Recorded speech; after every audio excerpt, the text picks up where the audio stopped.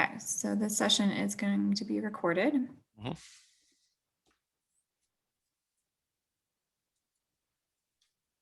One other thing, so we're going for 3 hours. I'm going to suggest a break sometime right around the middle. Okay. Just to step away and stretch legs, get refreshment, whatever you need to do. I typically do that in my sessions anyway. It may not be exactly halfway through. I think a logical break time would be somewhere in the region of an hour and a half. But if we're in the middle of a workflow, I'll make sure I'll finish that before we break. So sometime around that. If I forget, which I'm apt to do, don't hesitate to remind me. Why don't we take a 5 or 10 minute break, step away again, stretch legs. I find that in doing these, attention spans tend to wane about an hour. So we can stretch it to an hour and a half because I don't want to take 2 breaks. So if I forget, please let me know. What I'm going to do, I'm going to say it makes sense just to leave the screen share up. I'll mute my mic, and so we don't have to restart the meeting or anything like that. So I'll just literally pause my screen share for the duration of our break. Okay, well, that sounds good. Perfect. Do you have any idea how many we're anticipating? What's the registration numbers? I'm not sure. That's a good question. And you said this is being recorded. I assume it will eventually be published somewhere or available for viewing. Who has access to that after the fact? Who will have? Is this a public forum that will be available on? I believe it will be emailed. A link should be emailed out to attendees, but I can verify that. Okay, not a big deal. It's just always my marketing team always wants to know how much exposure we're getting. So I promised I would find out. But if it needs to be public, I guess it would be good to know that as well. If this is something that the Joe public can access at some point, we want to do a little promotion on our end as well. We want to make sure that we can redirect people to go, hey, look at the school presentation. So. Sure. Yeah.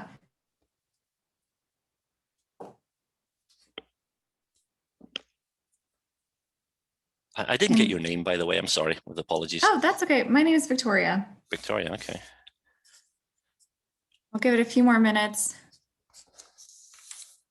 Are you the doorkeeper now? So you're basically opening the door when to let people in? People are joining. I am here to make sure that everything gets recorded and to keep track of the questions and that kind of thing. Okay. So I guess people are arriving and seeing this screen as they've arrived. Is that true? Yes. Okay, perfect.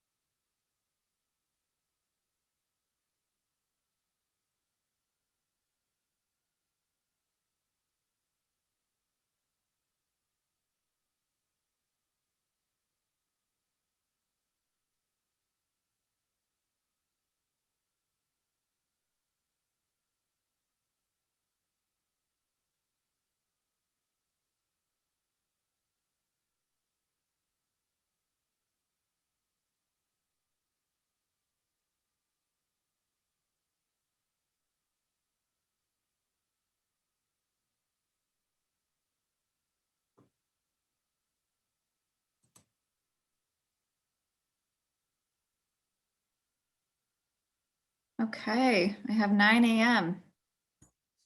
Perfect. All right, give me 1 second. We can get this started.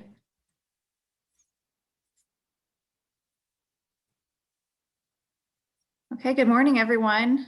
My name is Victoria. Welcome to the Elevations Geospatial Summer Series. Thank you to our platinum sponsor, Nearmap, our gold sponsors, Wolpert University of Wyoming Geospatial Information Science Center, and Frontier Precision. and our silver sponsor for the week, Integrated Land Services. Thank you to all our presenters and instructors as well. We are using Zoom webinar where all our attendees will be on mute. These sessions are being recorded. You will be sent an email after the event with a link to the recordings. There is a Q&A option to ask questions of the presenters. There's also a chat feature which we use for technical issues and will only be visible to presenters and the host. If the presenter opens up the session to attendee participation and you would like to speak, please raise your hand and you will be unmuted. We do have a long session this morning, so we're planning on taking a break about halfway through. So plan on that around 10:30, depending on where we're at with the workflows. And with that, I will turn it over to David. Well, good morning, and thank you very much for that welcome. And thank you all for signing up and taking an interest in this topic. The title of this workshop is An Introduction to Global Mapper. By the way, I have turned on my camera just so you can see who's talking. Believe me, I will be turning this off in just a second. This is going to be a hands-on session. I think prior to registering, you should have received a link to download some data and indeed to download the software if you need to do that. I'm going to share those links with you again. I'm going to be going through what I would consider to be some of the highlights of this application. I'm going to assume that there are those who have registered or not familiar with this software. Now, obviously, I can't paint the complete picture. But my objective is to introduce the highlights, and I'm going to go through a series of workflows, kind of focusing on different aspects of the software, maybe going off on a few tangents here and there to introduce other functionality. So this is very much a condensed training class, but again, it is hands-on. I want you to participate. If you prefer to watch, that's fine too. As Victoria mentioned, if you have questions, please ask. I'm going to suggest using the questions panel over on my second monitor right over here. I have that panel open, so any questions that come in, I will try to remember to pause and read those questions out so you can hear the other questions that others have been asking and then attempt to answer those. If those questions become a little more involved, maybe a little more technical, I might take them offline and we can follow up directly with whomever asked the question and engage in a more in-depth conversation if that's appropriate. I've also requested that Victoria maybe reminds me to look at the questions or even interrupt if she sees a question coming in. So please use that forum for asking your questions. As Victoria mentioned, my objective here is to go into about an hour and a half, thereabouts, depending on how we're going through our workflows, and take a break. I have found over not just the last year and a half of doing these online presentations, but many years preceding that, attention spans tend to wane after about an hour. I think we can stretch it to an hour and a half and take a break. Thereafter, you're going to start falling asleep. So we'll make sure you get a chance to stretch your legs, refill your coffee cup, teacup, or whatever you need to do. And then we'll come back and go headlong towards the end of our session. So that by way of introduction, and again, with all due apologies, I am not going to turn off my video. And more appropriately, I'm going to start sharing my screen here. In terms of the logistics, I'm just going to make sure I'm choosing the correct screen. And I'm just going to put a request into Victoria. If you could confirm that you're actually seeing my screen right now, that would be great. Yes. Excellent. It's wonderful when technology cooperates. Very quickly, again, this is why we're here, our introduction to Global Mapper. Let's go ahead and we'll fire up again, formal introduction. My title, by the way, the title they've assigned to me, Outreach and Training Manager. I'm not exactly sure what that means, but one of the roles that I play within the company is training. And it's the most fulfilling aspect of my job is being able to interact not just with folks who are using our applications, but folks who maybe are interested in using. So this is a buzz for me. Be able to be given an opportunity like this is really it's a break from my usual daily mundane work. So I really appreciate the opportunity again that the folks have given me to present, and hopefully this will be meaningful for you. I like to start my classes with a little poll. I don't think we have the logistical wherewithal to do that, but I'm always interested in who I'm talking to, specifically in terms of whether you're familiar with this software. And maybe as a little first attempt to get engagement here, you have access to that questions panel, and I am looking at that right now. Now, obviously, this is not a question that you're asking, but if you would just type a little bit about what you know about Global Mapper. If you're a current user, never seen it before, you've been using it for 20 years, just throw a comment in there. It'll just give me a little bit of an idea. I don't want to get into a verbal conversation. That tends to take a little bit longer, but just use that questions panel and just type in, whether you're new to the software, whether you have some experience. And again, I can glance over there and just get an idea as to who I'm talking to. Again, don't be shy. Feel free to use that. Totally new, not using it all. This is great. At least this is good. This is why I'm here. This is why I'm here to introduce you to this software. Anybody have any experience or have used Global Mapper? Heard of it, never seen it, not familiar with it? Oh, wow, that's great. My marketing folks are going to be so happy that I'm doing this today. Okay, great. Have played with it. Yeah, played with it, but not currently using. Well, hopefully we can change that. Hopefully by the end of this session, I will have enticed you to at least pay attention to this software. I'll do a brief introduction to kind of put it in context. Again, for those of you who are new, we'll kind of show you an overview of the application itself before we get into doing anything more substantive or meaningful. There's a few housekeeping issues. Again, reiterating what Victoria said at the start, this is hands-on. I'm going to share with you a link. I'll actually do it right now. If you have not downloaded Global Mapper, if you do not have it and you would like to participate, we're going to do a little multitasking here. You'll have to pop up a new window perhaps, but if you go to globalmapper.com, you will see a link to, I think it actually says technically download a free trial. It'll allow you to download the application. It's about a couple of 100 meg, I believe, so it might just take a minute or so to download. Installation does not take long. So while I'm going through my introduction, if you want, you can grab a copy of the software. And again, it'll give you the opportunity to play along as I introduce some of the features and functions. The files, again, I believe you were sent a link to this data a couple of days ago. I did intercept I was carbon copied on that email as it went out. This is a condensed version of that URL. I'll just leave this up for a minute so you can jot it down. I've put together a number of files that are going to allow me to go through various workflows in the software. And again, for participation purposes, if you want to play along, go ahead and grab the same data. Again, you don't have to. If you want to just watch, that's perfectly fine as well. But again, I'm going to set this up as a participation session, and this link should provide you with access to our data. I'll show you in just a second what those files are, and I'll give you a quick overview of the kind of the workflows that we're going to be going through. Also included in that download, by the way, are a couple of license files. Those of you who are new to the software obviously have not licensed it, have not purchased it. I've provided temporary license files. I believe they're valid to the end of next week. So you will be able to play around after our workshop together. You'll be able to continue to play. These are offline activated licenses. I'll show you in a second how you can activate the software. It's a fairly straightforward process. You'll notice in this bullet there are actually two license files, one for Global Mapper, which is the core software, another for the LiDAR module. There is an additional add-on that's available in Global Mapper for processing point cloud data. And we're going to be using some of those tools today as well. So we have to activate that component. Again, when I fire up the software, I'll cover the licensing process. It's a fairly intuitive process after installation, but in case you have any issues, I can show you where you can license Global Mapper. You'll see I'm talking kind of slow here, hoping that some of you are enticed to actually go to the links and download the data.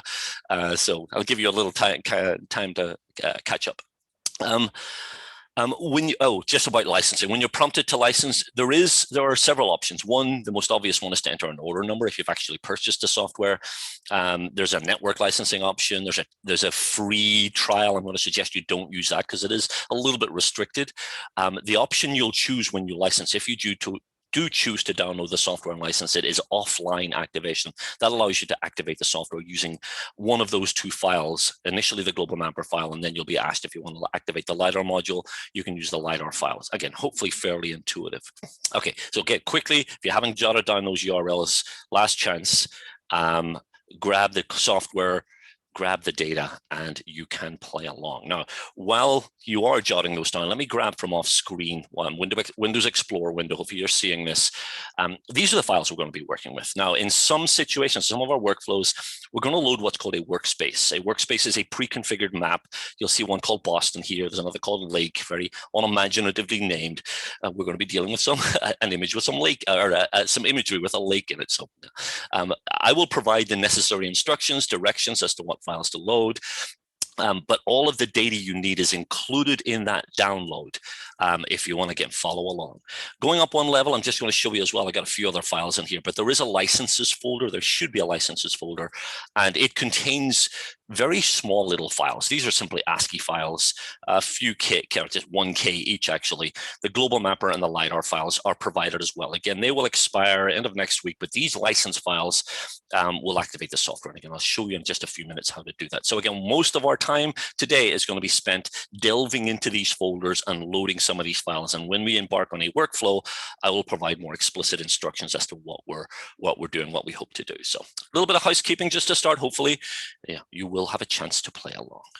Okay, so what are we going to be doing? What bullets are we going to be covering? When I started to think about this condensed 3-hour training class, it was really a challenge, not in terms of what to include, but what to leave out. There's so much really cool stuff in Global Mapper. Global Mapper is, I like to describe it as a Swiss Army knife. It's got so many tools, depending on which direction you go. If you're doing raster processing, or you're working with terrain data, working with LiDAR data, especially with LiDAR data, there's a plethora of functionality that's included in there. Even out of the box, the software supports about 330 file formats. So as a utility, as an application simply for loading data and maybe converting data, it really is without peer. From my personal point of view, I started working with this software about 15, maybe almost 20 years ago now, when I was working for another company. And I was the person who was in charge of the license. And I found myself being a very popular person because the company I was working for was working with a lot of geospatial data that we needed to convert into specific formats to integrate into our applications. And inevitably, I would be the go-to person to get those files into the appropriate format, maybe reprojecting them or converting them into nice geotiffs or whatever we were using at the time. And I was introduced to Global Mapper for that purpose. Now, at the time, I didn't really pay any attention to the other stuff that was in there. For me, it was just a conversion utility, and it performed that function remarkably efficiently. It was only a little bit later that I started to click some of the other buttons in there, and I realized, wow, this is actually a very cool little application. And at that time, it's remarkable, those of you who have some experience with Global Mapper, at that time, it was a one-person operation. If you're using Global Mapper or have been using Global Mapper, you've been using an application that was developed, marketed, sold, supported by one person. Now, about 10 years, a little under 10 years ago, a company called Blue Marble Geographics, the company I work for now, here in the state of Maine, purchased Global Mapper. And more importantly, we also brought on board the developer, and he still works for us. So it has kind of blossomed a little bit. It's evolved. It has matured a little bit. It's still basically the same remarkably flexible software, but it has gained a maturity that's really starting to turn heads in the geospatial community. We have customers all over the world, literally every country. I just finished some training for folks in Australia. Actually, I'm going to be doing some training for folks in Australia in a few weeks. Did some training for the Canadian Department of Defense. Right now, we're doing a training class for the government of Grenada. So folks all over the world are starting to pay attention to this application. Okay, I'll take my marketing hat off, but just a quick introduction as to what we're going to be working with today. Okay, so our agenda. For those of you who are new, we're going to start with the basics, looking at kind of the layout of the software. As we load up some data, obviously it's important to understand the context into which we're loading it. It should be fairly intuitive for most of you. The idea of loading a file. Now, Global Mapper makes it relatively easy to do that. There's not a great deal of complexity when it comes to, for instance, loading a shapefile or connecting to a database. So we'll be going through that process just to show how that works, and maybe doing a little kind of navigation around the interface so we can look for key components as we start to use those in a more kind of realistic context. We're going to do an exercise in thematic mapping. Now, this is kind of the end result of this process. I tried to bring in a few different workflows to get to this end. We're going to be dealing with some vernal pool data, just a very simple illustration of loading data and of what we can do with that data. Again, the challenge for me here is to come up with a workflow that does not include everything in the software, but at the same time introduces as many components as I can. So our first little workflow will involve looking at some data from Massachusetts, where we'll do a little bit of thematic mapping. So with the first section was going to be primarily vector-based. We're going to look at some vectors. We're actually going to derive some 3D vectors as well, which is kind of cool. We'll then move into working with raster data. A couple of workflows, just glancing at my notes here. We're going to look at a rectification procedure. And coincidentally, we're going to stay in Massachusetts. I'm not quite sure why it just worked out that way, but I have a very interesting historic map of Boston, and we're going to integrate that into our application. It's just a scanned map. We're going to go through a rectification process where we align that, and we'll, as a part of that process, introduce various other elements within the software to process that image. We maybe do some feathering, a little bit of color blending as well. So again, focusing on raster data. Shifting to another workflow within kind of the raster realm, we're going to look at raster extraction. This is, in my opinion, one of the more powerful tools in Global Mapper, yet one of the more hidden tools. A lot of folks who've been using the software for some time are not even aware that this is here. So you'll be the lucky few who are aware of the fact that you can basically extract vector features from a raster layer. You're harvesting vectors, if you like, by identifying whatever patterns of pixels that are relevant, whether it be from terrain data, maybe slopes, you're looking at slopes, or colors based on maybe some imagery. So we'll take a look at an example of that workflow. We're then going to shift to 3D. And I think it's likely that most of our time, we'll have to keep an eye on the clock, but most of our time is going to be spent working with terrain data. We're initially going to generate some terrain. We have some LiDAR data we'll play with, and we'll go through a process of generating a surface. Kind of as a byproduct of that, we'll go through an exercise on hydroflattening, where we take an existing feature and basically burn that into the terrain to override the elevations in our point cloud. So if you have a flattened surface, you can disregard the point-based elevations and make sure that surface is flat. Or indeed, if it's a linear feature like a stream, you can burn that stream into the ground, almost like a break line, if you like. So we'll take a look at a few variations on that theme of terrain analysis. We're going to introduce a few other tools. Terrain painting is a fairly new one. We're going to actually draw some terrain. We're going to paint a dam, and we're going to fill that dam with water and see how much water is actually in our dam. That's kind of a branch of our terrain analysis. We'll go out on that branch as far as we can. We're going to come back and look at a different data set. Again, we're sticking to the New England theme here. I'm going to look at Portland, Maine, and I want to run an exercise in change detection, specifically 3D change detection. Very common workflow in this day and age where we can, where data is available on almost a recurring basis or an on-demand basis. And we're going to look at two different point clouds from different time frames, and specifically for an urban environment, for a built environment, look what changes have occurred over that time frame. Obviously, buildings have been built, some buildings have been removed, vegetation has grown, so we can detect what changes occurred and we can visualize that. We'll go through that exercise in change detection as part of our kind of 3D/terrain analysis. Towards the end of our session, I'm assuming this will be local time here, it'll be 2 o'clock. So for you folks, it'll be noon. We're going to be looking at the map publishing functionality.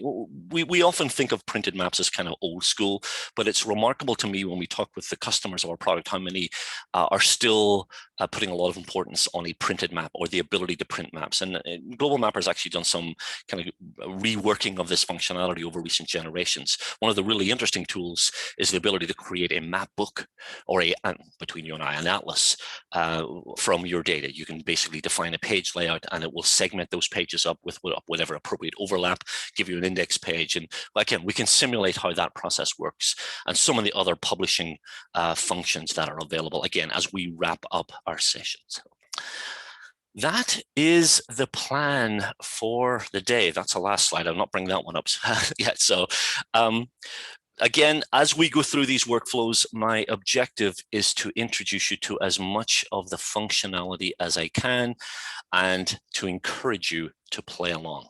So I gave you ample time to download Global Mapper, hopefully to register Global Mapper and to download the appropriate data. You've had a better part of 15 minutes to catch up. So hopefully you have been able to download it and have installed it. Now, if you've installed Global Mapper or during that installation process, you would have been asked to register. As I mentioned, you have multiple options, and hopefully you chose that offline activation. The kind of visual clue here that actually worked is right up here at the top of my screen, where it should say registered. If it does not say registered, it means you have bypassed the registration process and you're basically using the kind of stripped down free version, which is not going to be of any use for you in our workshop. So just make sure it says registered. If it doesn't, and if you still want to play along, you can go to the help menu, and about halfway down, you'll see License Manager. If you pop open that window, you'll see a couple of checkboxes, which obviously in my case are checked. You will want to check those in your case. And when you check that box, it will immediately pop up that registration window once again. And as I said before, use the offline option, browse to the file that was available in that download. There's a folder with licenses. Choose the global mapper file and you will be registered. No limitations, at least in terms of functionality. It will expire at the end of next week. And by the way, if you do want to extend that license for whatever reason, just let me know. I can give you an updated license to extend this evaluation period for you if you need. You can also evaluate the LiDAR module. I'll introduce that formally in just a few minutes. That's an add-on that's going to provide a lot of point cloud functionality. If you are using LiDAR data, I strongly encourage you to activate that module. We'll be using many of the tools in that module throughout our workshop today. So quick housekeeping, making sure you are registered. Hopefully you are good to go. Okay, my first bullet, a quick overview. Those of you who have never seen it before, a quick guided tour. Menus along the top, fairly simple, fairly logically laid out. We will be accessing functionality from the analysis menu, from the file menu, etc. If I say click the file menu, you know where to go, fairly straightforward. We have toolbars, fairly conventional Windows-based layout here. Toolbars provide what we would consider to be convenient access to commonly used tools. Tools like you generating contours or building a terrain surface. And we will obviously be working with a lot of these tools. As I go through a workflow, I will pause to make sure that you are able to click the appropriate tool to initiate one of the procedures. The control center over here on the left side, again, where my cursor is located, is the nerve center of Global Mapper. This is our layer management function. As we load data into the software, you'll see those layers listed here, and there's a little bit of layer management can be performed here. We'll be doing a few of those things with our raster data. For instance, we may adjust some of the visual characteristics of our raster data. We might crop some data, we might do some feathering or something like that. So all of that's initiated within the control center. A little bit deeper, we have a configuration area accessed with the wrench or the spanner, depending on where you're from. There are a few configuration changes we may apply to reflect some of our workflows. Some of the high-level configuration options, if you do want to personalize this yourself, as you can change things like units of measure from metric, which is the default, to feet, miles, etc. There are options for that. Options for things like changing the background color of the map if you wanted to adjust that. So a multitude of different settings can be applied under the configuration section. I'm not going to go there right now, but we'll likely pay that a visit in due course. The map view itself, and this is obviously where we'll be going to spending most of our time. You'll see a number of links here to open data, to access some online data. We'll take a look at that a little bit later as well. But this inherently, this is not a map inherently. This is just an introductory screen. Just to kind of give us a quick overview, we have some default data that's installed with the application. It doesn't have any practical application, but it just gives you something to play with. And let's go ahead and load that right now. It's a world map. This is a vector map of the world. There is a labels layer as well. As we zoom in, we'll start to see some labels. But before we go any further, I want to quickly introduce you to how to navigate around.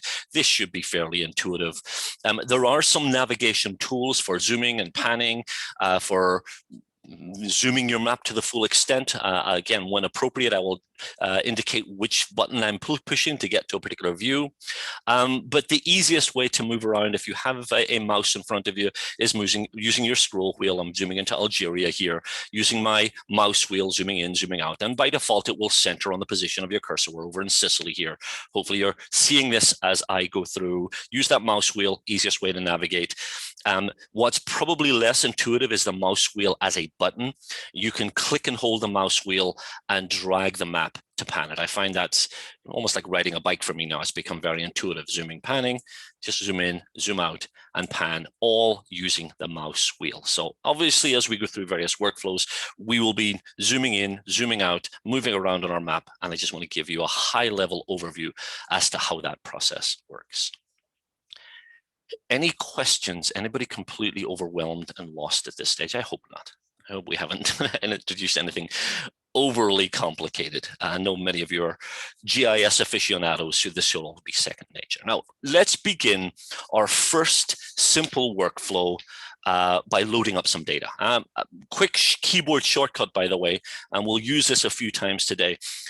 If you've loaded some data, obviously I have a map on my display here. If you want to clean off the map, if you want to go back to that introductory screen again, we could go to the control center and remove the layer here, or simpler, Control and the letter U key on your keyboard. Control U wipes the map clean. Now, in that case, there was no prompt, there was no dialog box, asking if I wanted to save, because I didn't make any changes. I simply loaded up some data for viewing purposes. Had we done anything with that data, maybe added a new country or deleted a country, it would have asked us to save. But obviously, in our case, that wasn't relevant. So we're back to the beginning. We're going to actually load up some more meaningful data now.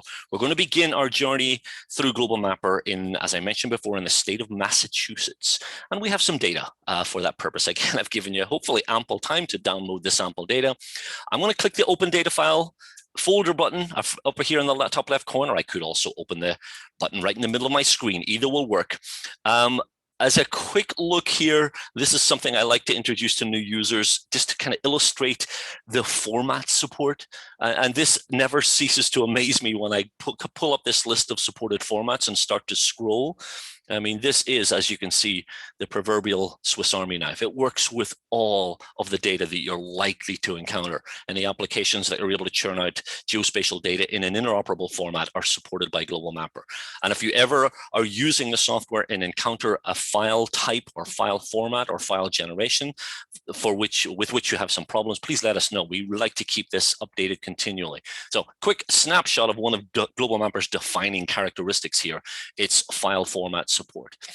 Obviously not relevant in our case. What we are going to do, and I'm going to pause when I get to where I need to be here. And this is our training class, and this is my folder, and this is the Global Mapper data. So obviously in my case, I've structured the data in this way. I've got my Global Mapper data that I previewed just a few minutes ago.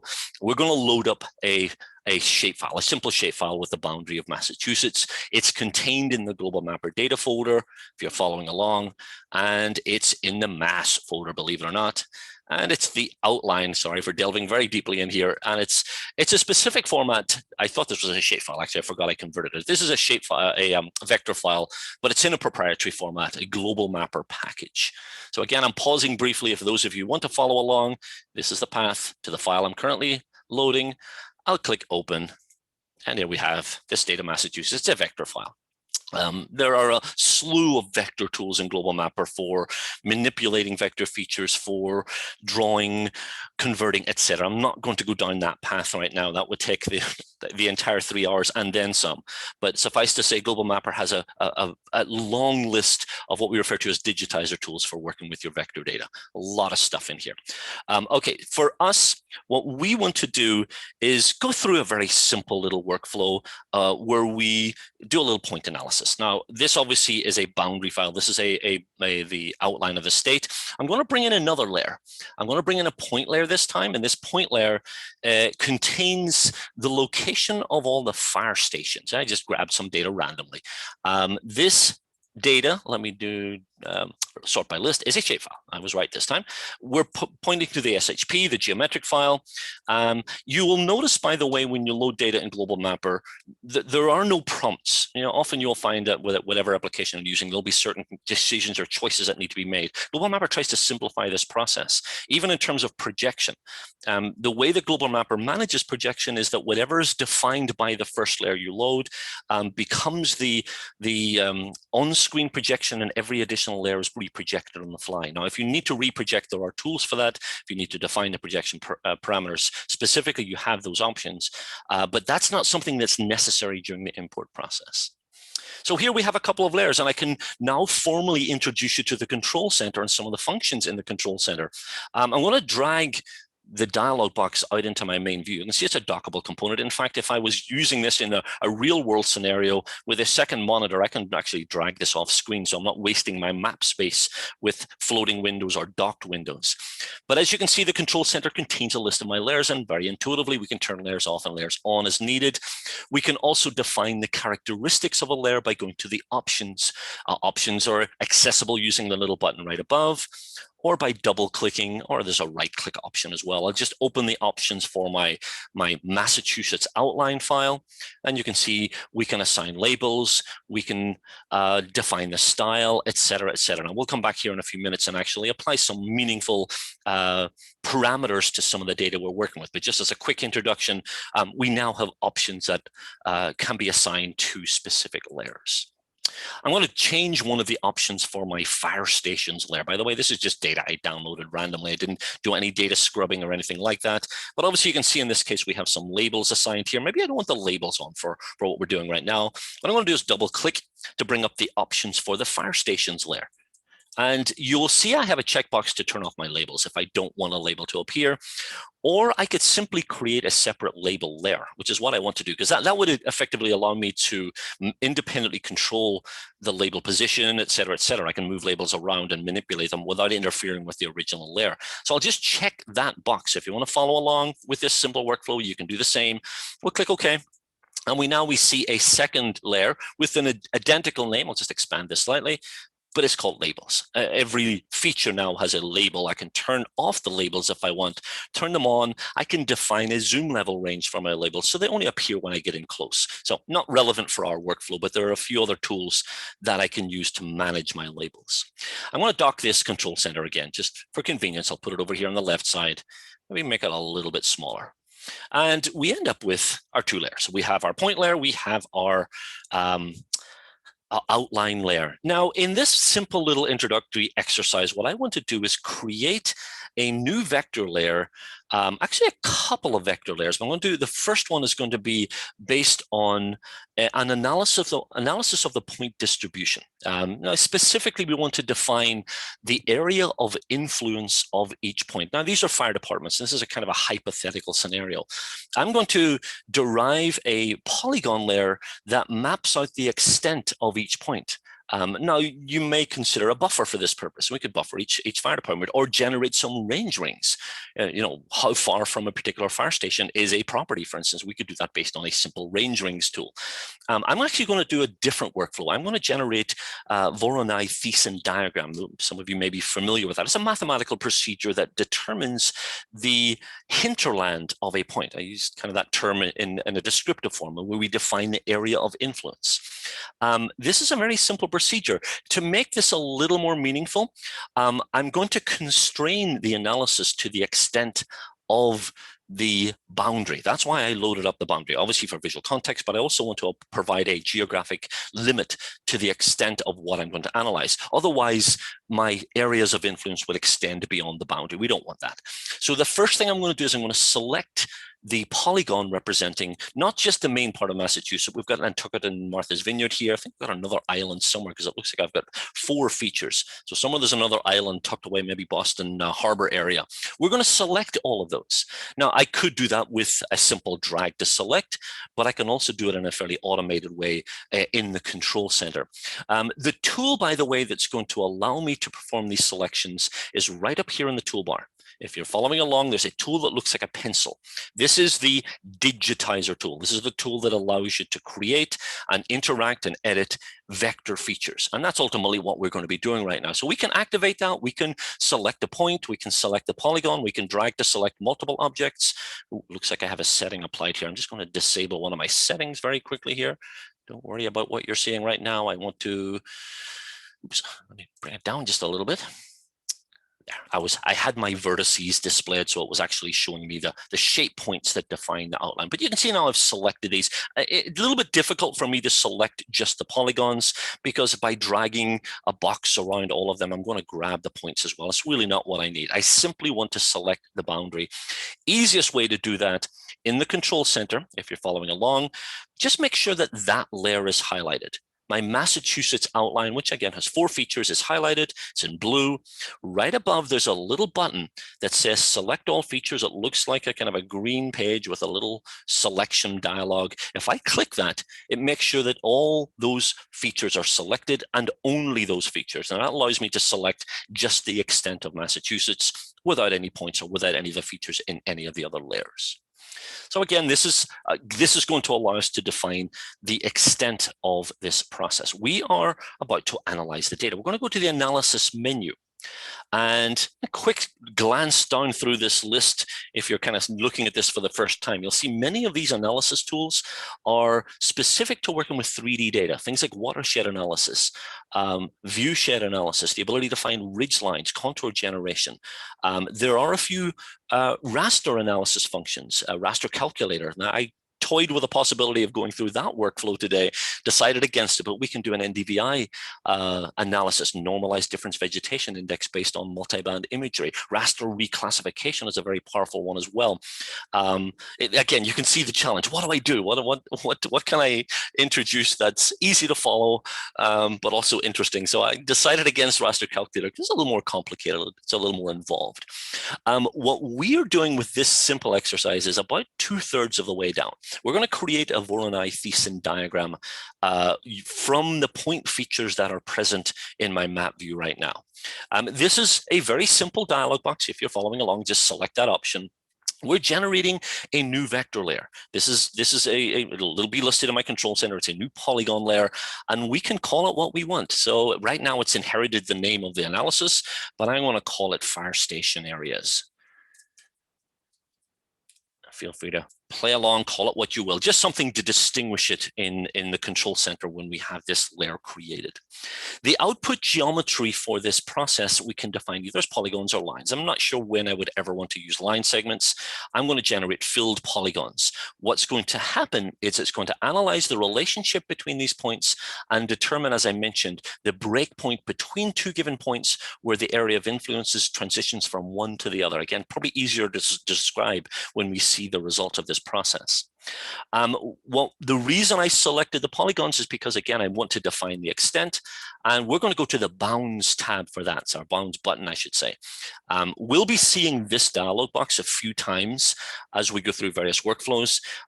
Collectively, this allows us to define the extent of what we perform, whether it be generating contours or performing some sort of analysis. We can limit the extent based on a dialog box that's going to look the same as this, and those bounds can be defined by what's on your screen, by the extent of a layer, by a set of known coordinates, perhaps, if you know what those coordinates are, or in our case, all the way at the bottom, the selected area feature, or features in my case, which I have 4. If you had forgotten to select the extent of the state of Massachusetts, don't worry.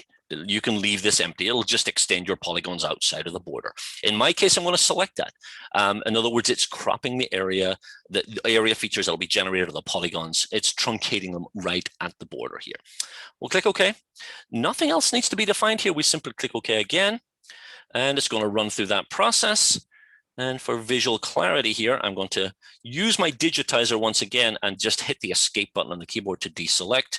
And you can see what we have been able to achieve from this. I'm just zooming a little closer to give a little bit of a visual reference here. Very simple exercise, just an introductory exercise. We have now defined, I keep using the same terminology, the area of influence or the catchment for each given point. Best way to describe this, if I live in this area, anywhere within this polygon, this is my closest fire station. If I am standing right at the intersection or the border between two polygons, I'm equidistant from these 2 points of these 2 fire stations. Again, this 3-way intersection, I'm equidistant from those 3 polygons. Now, this maybe is a little bit of a kind of a crude hypothetical illustration of this tool. There are many practical examples of when this tool would be useful. Obviously, for distribution analysis, show me all the Starbucks so we can see the catchment. Bring in some demographic data. You can do a little bit of analysis where you're likely to find, an increased likelihood of revenue at the new Starbucks facility you're planning on building. So that type of analysis, retail, school zones would use something similar. What's the catchment for a particular school within a zone? But in my opinion, the more meaningful application for this tool is based on the fact that, and you feel free to follow along with this, I'm going to use another tool from my toolbar here where my cursor is located right at the top. This looks like a little blue circle with an eye in the middle. And you probably figured out this is an info tool.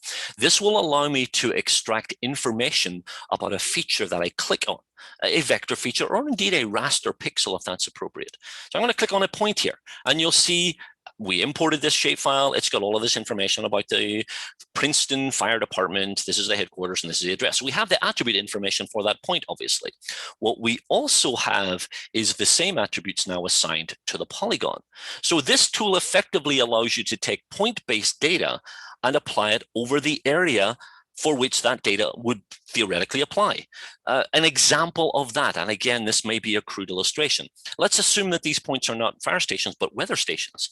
And we have rainfall totals in our attribute table. We know how much rain has fallen over the course of a year in each of these locations. Yes, we could do a visual analysis or a visual representation derived from the point, where the point actually shows us through some sort of thematic representation how much rainfall occurred. But we would assume that rain doesn't just fall on a point, but rather falls over an area. And this allows us to make an assumption that that rainfall measured at that point is actually applicable over the area of influence. Well, there's that term once again. And you can use that for a visual analysis. If I was proceeding with this analysis, I may do some sort of visual representation of my polygons as opposed to my points. So a very quick introductory exercise. Hopefully you were able to follow along with that one. Nothing too complex, I assume. I want to click the home button right up here in my toolbar. It looks like a little house. You can also use the home button on your keyboard. This button, the intention of this button is to zoom to the full extent of whatever data you've loaded. And now that we have added a number of layers, we added a few layers manually. We generated a new layer, which is now listed here, fire station areas, as you can see. We want to save this. Now, each of these individual layers, at least some of these layers, exist externally. We've got a couple of shapefiles, we've got a GMP file. So if I was to continue with this project tomorrow, yeah, theoretically, I could load up the data again and start from scratch. That totally doesn't make much sense. Instead, what I'm going to do is save what's called a workspace file. A workspace is a configuration file in Global Mapper that lets you capture the layers you have loaded, the layers you have created, the configuration you've applied, the display characteristics, or anything else you do to the map can be captured in a file, allowing you, obviously, at some point in the future, to load that data again and continue where you left off. So this is kind of a little bit of admin training, if you like, but we're going to save a workspace based on what we've just done. From the File menu, save workspace. You can also save as. You can save multiple versions if you want a variation. Maybe you'd use one color pattern for one example. You want to vary that. You can save a second version of the same data in a second workspace. But we're obviously going to save a single workspace. You'll notice, by the way, a little floppy disk icon here right next to where I am in this file menu. This is a visual clue, which I often forget, that there is a corresponding button in the toolbar. So I could have gone straight to that button for the process of saving. Now, I'm going to suggest, once again, with apologies, I'm going to delve into some of my folders here. And I'm going to suggest we throw that workspace into the same folder from which we loaded the data originally. And you'll notice, by the way, I have a few additional workspaces already configured here for you. But for now, I'm just going to call this one mass, or whatever you want, some mass vernal pool, or mass fire stations, or something of that type. Let's click save. Oops, it's with the name mass, and it's assumed that that was what I wanted to open the folder. Let me do mass.gmw. That will make sure it saves as a file and doesn't try to open the corresponding folder, which you see here. So mass.gmw, there we go. We have a new file created. Any questions so far? Anybody not able to follow along? Again, feel free if you want to ask questions in your questions panel. If you're not able to follow along, please feel free to fire those questions off, and I will answer those when I read them. Okay. And we're going to kind of continue on the theme of Massachusetts and go through a slightly different exercise. Again, we're continuing with kind of this idea of working with vector data. We're done with our fire stations. I'm going to right click and close that layer. In fact, I'm going to select the fire stations, the fire station labels, and the fire station areas. I want to just leave the outline, in other words. All three are selected. I held my shift button down when I selected them, right click, and then I can close them collectively. I can use the delete key on my keyboard. I should say, by the way, you're not technically deleting the external file. People often worried any work you do within Global Mapper is going to have some sort of effect on those files you've loaded. It doesn't.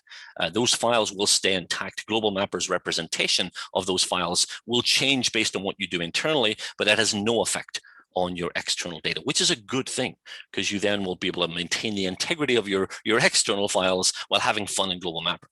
So I'm going to close these, leaving just the outline once again.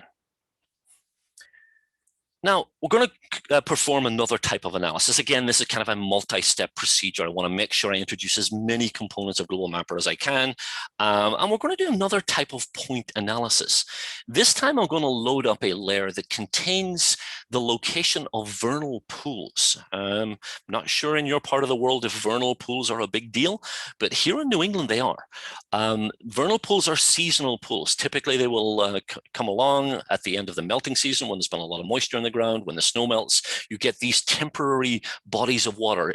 You know, behind where I live in my house, there are multiple vernal pools that right now are very important for amphibians, for different species, for the local ecosystem, if you like. They will eventually dry up. They're not permanent. They don't support any fish, but they are very important. And back in the day when we didn't pay much attention, we usually filled them in and didn't pay much attention. And we have since learned how important these are to the local environment. So that said, that kind of little biological, kind of sidebar, we're going to load up some data that includes the location of vernal pools in the state of Massachusetts. So let's go up a level here. Again, if you're following along, I'm back in the mass folder once again, and vernal pools is the name of the folder. This is a shapefile once again, and we'll go ahead and I'm going to pause briefly so you can catch up. Again, I've retained the boundary file for Massachusetts.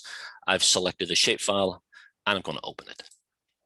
And there we go. So you can see there are a lot. In fact, if we look at the layer listing in my control center, there's 28, almost 29,000 mapped vernal pools, seasonal pools in the state of Massachusetts. I'm a little further north, and there's just as many in my neck of the woods, I'm sure. Obviously, a big hole here around the city of Boston, not so many in the urban areas. What we want to do with this data is to come up with a visualization of clustering. In other words, how many vernal pools are within a given unit of area? There's a couple of ways I'm going to do that. I'm actually going to defer to the end a very simple procedure for generating a heat map, which would effectively would show us this clustering. Where are the highest concentration of vernal pools in the state? In fact, I can kind of glance at my map now and get a fairly good idea as to where those high concentrations are. Kind of eastern side of the state, maybe outside of the urban area of Boston, looks like it's a higher concentration. The western part of the state tends to be more mountainous, perhaps not conducive to vernal pools. So we can confirm that by generating a density map. However, before we get there, as a way of introducing a few other tools in Global Mapper, we're going to generate a grid, a vector grid that's superimposed on top of the state. This allows us to introduce one of our vector tools, or our drawing tools, if you like, but specifically a tool that lets us draw in an automated way. As I mentioned, the digitizing function in Global Mapper, the drawing or vector modification tools are very extensive. Tools for drawing points, lines, polygons, and multiple variations on those themes. Again, I introduce you to the digitizer menu. Again, a full suite of line creation tools, of point creation tools, of polygon creation tools, etc. So we can initiate the drawing process using our artistic capabilities, but we also have a number of automated tools for creating vector features, and we're going to work with one of those right now. We're going to work with this tool right here where my cursor is located. It's called Create Grid. This is going to allow me to create a vector array of tiles, if you like, a grid array. And I'm going to superimpose a grid on top of the state of Massachusetts for the purpose of determining the clustering of my points. Now, from that derivative product, from that grid, I'm going to generate a very simple thematic representation, a visual representation. And where it gets really cool, we're actually going to look at that in 3D. An extruded visual representation of clustering is where we're hoping to get with this. So wish me luck here as I guide you through these steps. So we're going to click the grid tool. Now, the grid tool, when you click on the map, will define the anchor point. Hopefully you haven't done that already. If you have, don't worry. But if you click on the map, you can define in the resulting dialog box the specific characteristics for the grid that you want to create. How many tiles you want, what size are they going to be, etc. So we could initiate this process manually by defining that anchor point, the anchor point being the upper left corner, northwest corner, I guess if you want to put it in geographic terms.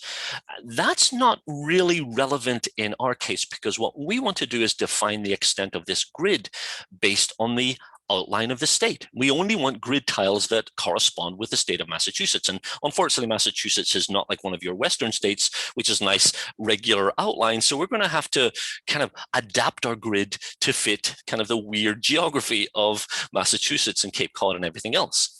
So once again, to initiate this process, we're going to begin by first selecting the Massachusetts outline, as we did in our last workflow. We're going to select it in the control center. By the way, I can rename any of these layers. I just accidentally selected and then reselected my layer. I can rename it right here. So if you want something more meaningful for the name of a layer that you've loaded, maybe the layer naming was a little cryptic, you can call it what you want. Global Mapper has no rules or constraints in terms of layer naming. You can type in what you want here. Makes it a little more meaningful, obviously. But we'll leave that name as it is. It's highlighted, as you can see, outlined in blue.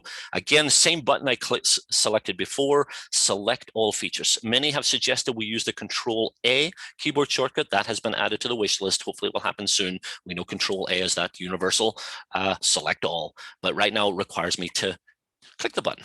And again, the extent of Massachusetts and the outlying islands has been selected. That's great.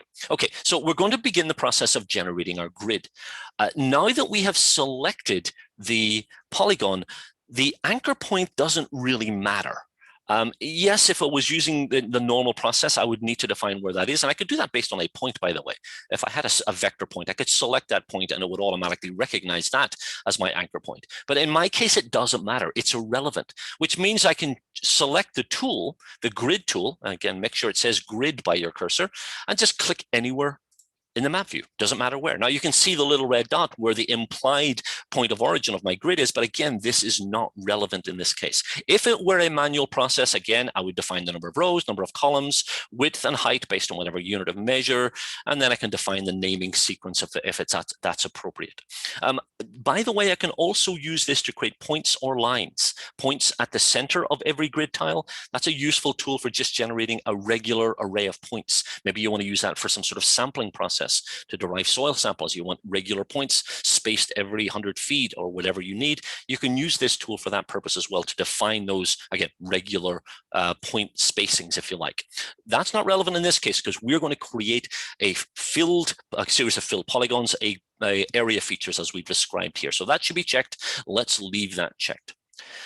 Now, how we're going to modify this procedure? Well, where it says here the anchor point is defined, we can also define that based on a set of coordinates if we happen to know what they are. For us, what we want to do is we want to limit the extent of the grid to the polygon. In other words, we can define the size of my tiles, but we just don't know how many there are going to be. We're going to have Global Mapper do that for us. So we're going to have it calculate the grid cell count to fill. Now it says rectangle because by default it would be an MBR, a bounding rectangle around the extent of what's selected. I'm going to check that box. And you'll note the MBR has been automatically superimposed on my map view. Just to confirm, again, we've seen this dialog box before, we're going to crop to that selected area feature, as you can see right here. We could also crop to the bounds of a layer, in which case I didn't even need to select the layer beforehand. But in our case, because we selected all of the polygons, crop to the selected area features is what we're choosing here. Hopefully you're able to follow along and click OK. Now you'll see after having done that, I no longer have the option to define the number of rows columns because we know that's going to be calculated for me. The number of tiles in this resulting process is going to be determined based on the size of the state. The width and height of the cells I still can define. And glancing down at my notes here, just a little bit of trial and error, I put these in as 5-mile tiles, 5 miles by 5 miles. Feel free to vary that, it doesn't matter. You want to keep them smaller. Obviously, you're going to get a higher concentration, a greater number of tiles. Greater number, you want to have a fewer number. I'm just going to use 5 miles. Feel free to do the same. Final setting here is right at the bottom where we're going to crop the grid to the selected feature. Now, this is all going to allow us to ignore the MBR, but constrain the tiles specifically to the selected area. So I'm going to make sure that that box is checked. And the final box here allows us to decide what to do with the tiles that are partially inside and partially outside. If one of my tiles is just a sliver of Cape Cod here, do I want to keep it? Do I want to truncate it? No, I want to keep it. I want to keep the whole tile. In other words, I want all of my tiles to be intact, even if they only cover a small section of the state.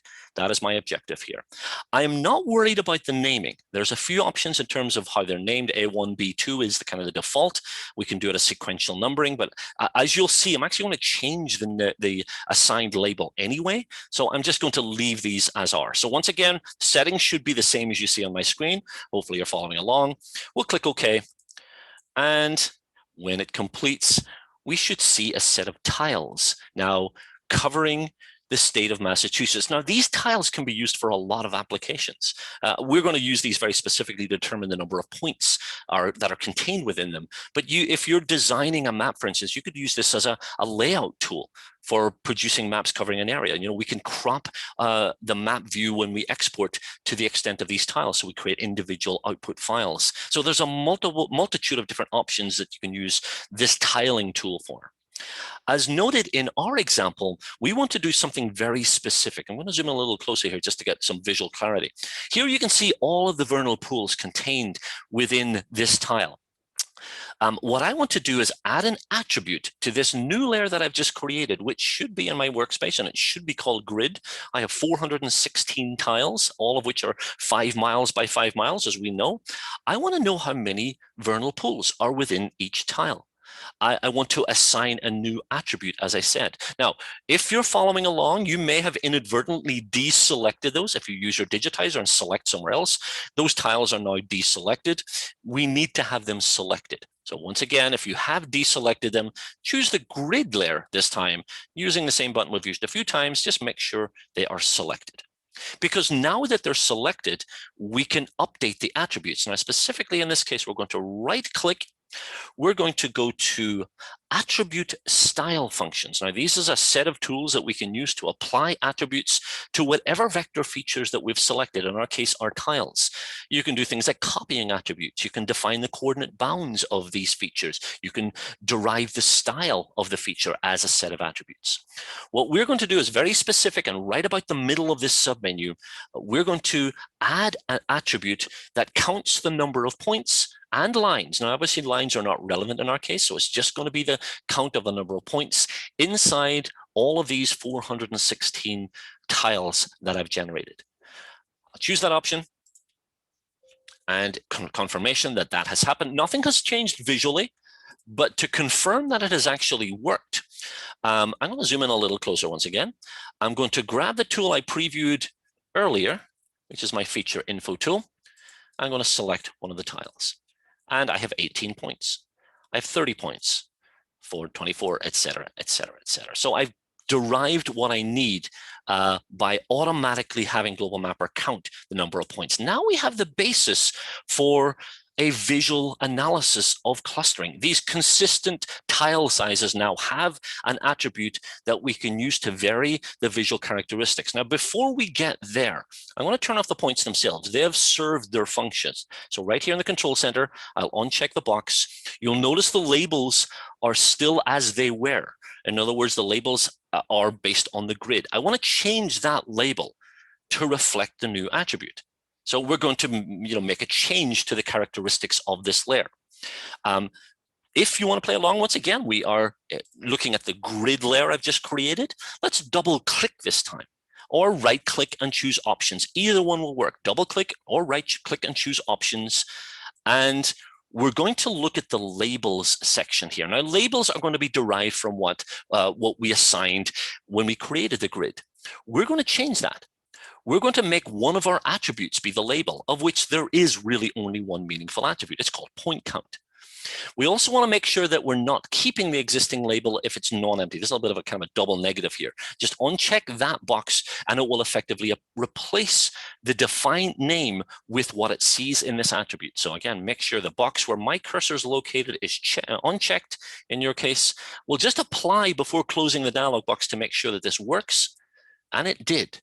As you can see, the label that's now on the screen reflects that count. So a quick glance, and this is not a scientific analysis, but a quick glance at these numbers will confirm what we kind of speculated when we looked at the point data itself, where we have the highest concentration over here, a little bit lower here, virtually no vernal pools in Boston. So again, we now are starting to tell a story with some data that just existed as a couple of layers.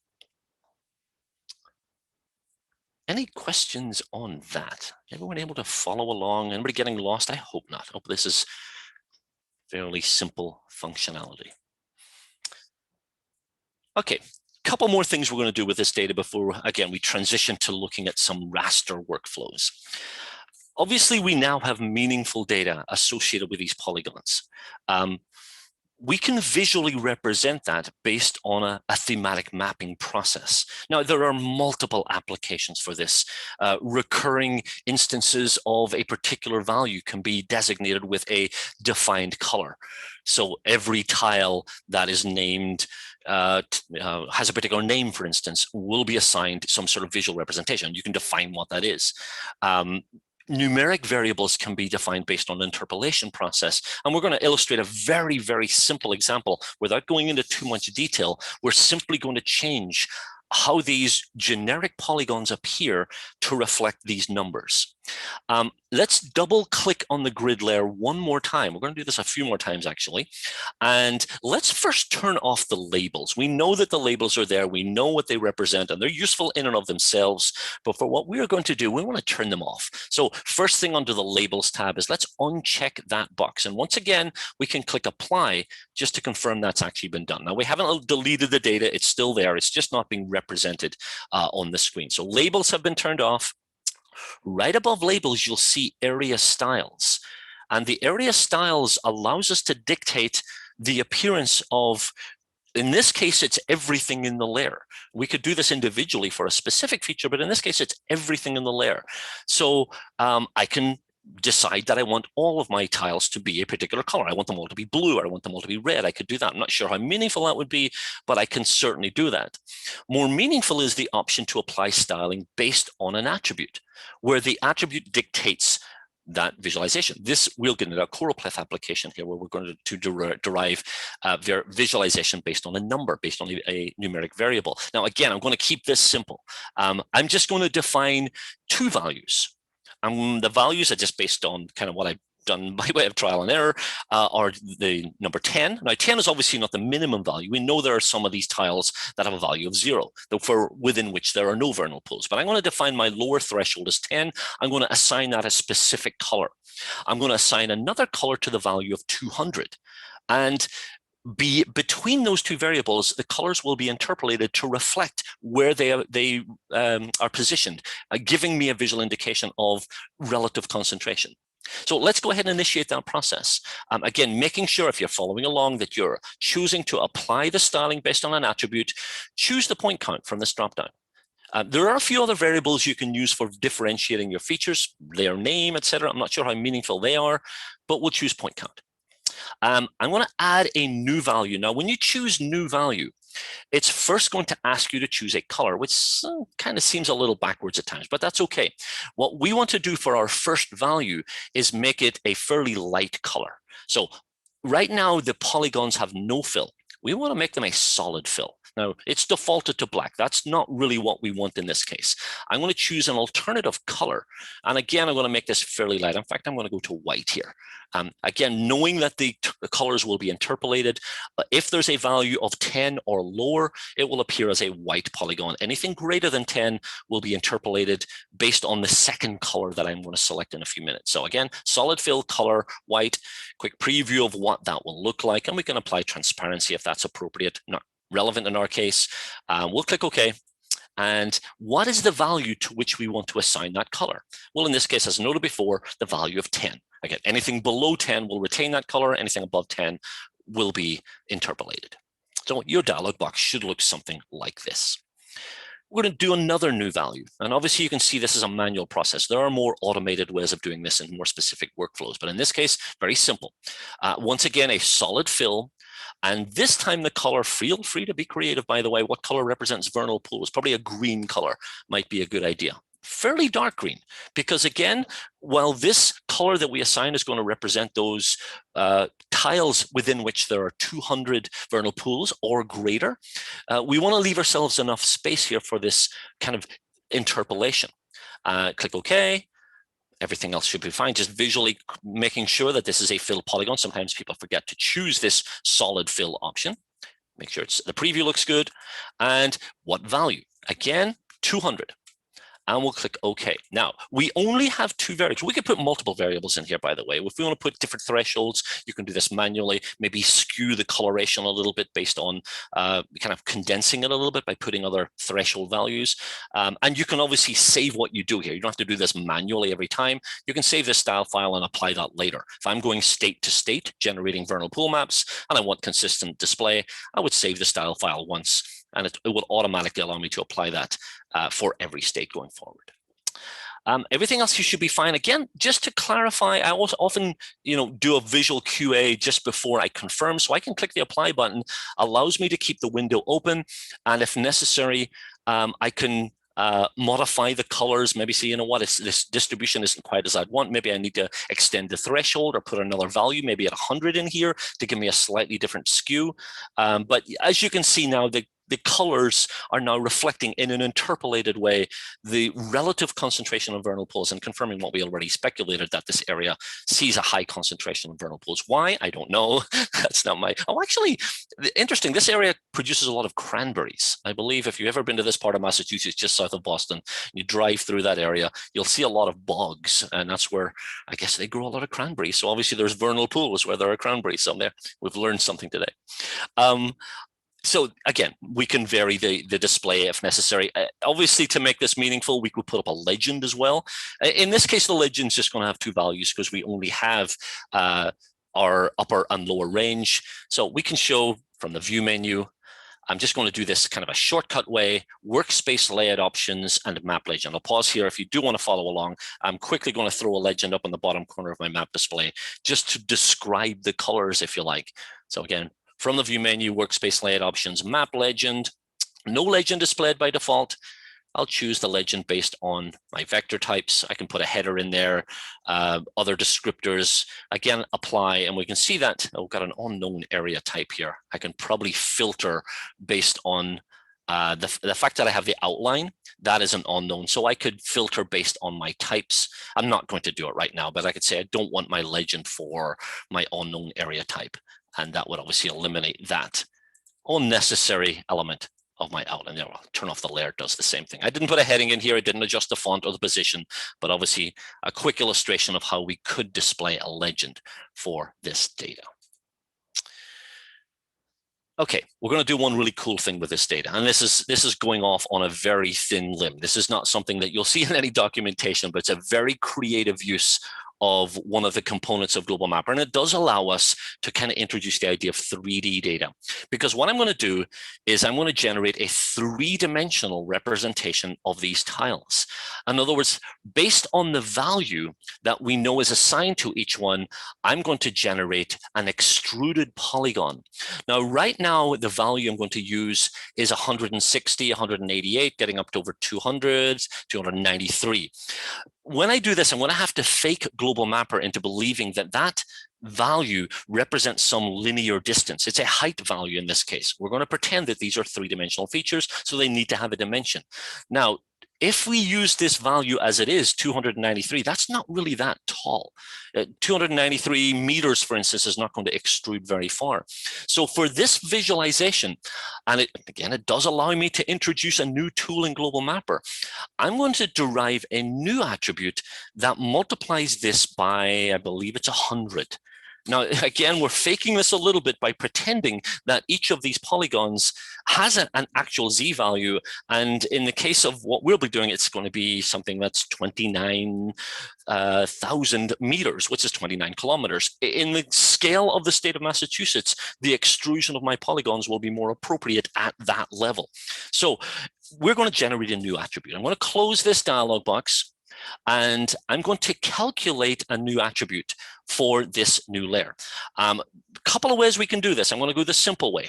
Choose the layer, the grid layer, right click, go to layer, and towards the top of the resulting submenu, you will see calculate or copy attribute value. This function is very, very powerful in and of itself for generating new data from your existing data, performing some sort of calculation or operation to derive new data. We're going to keep it simple once again.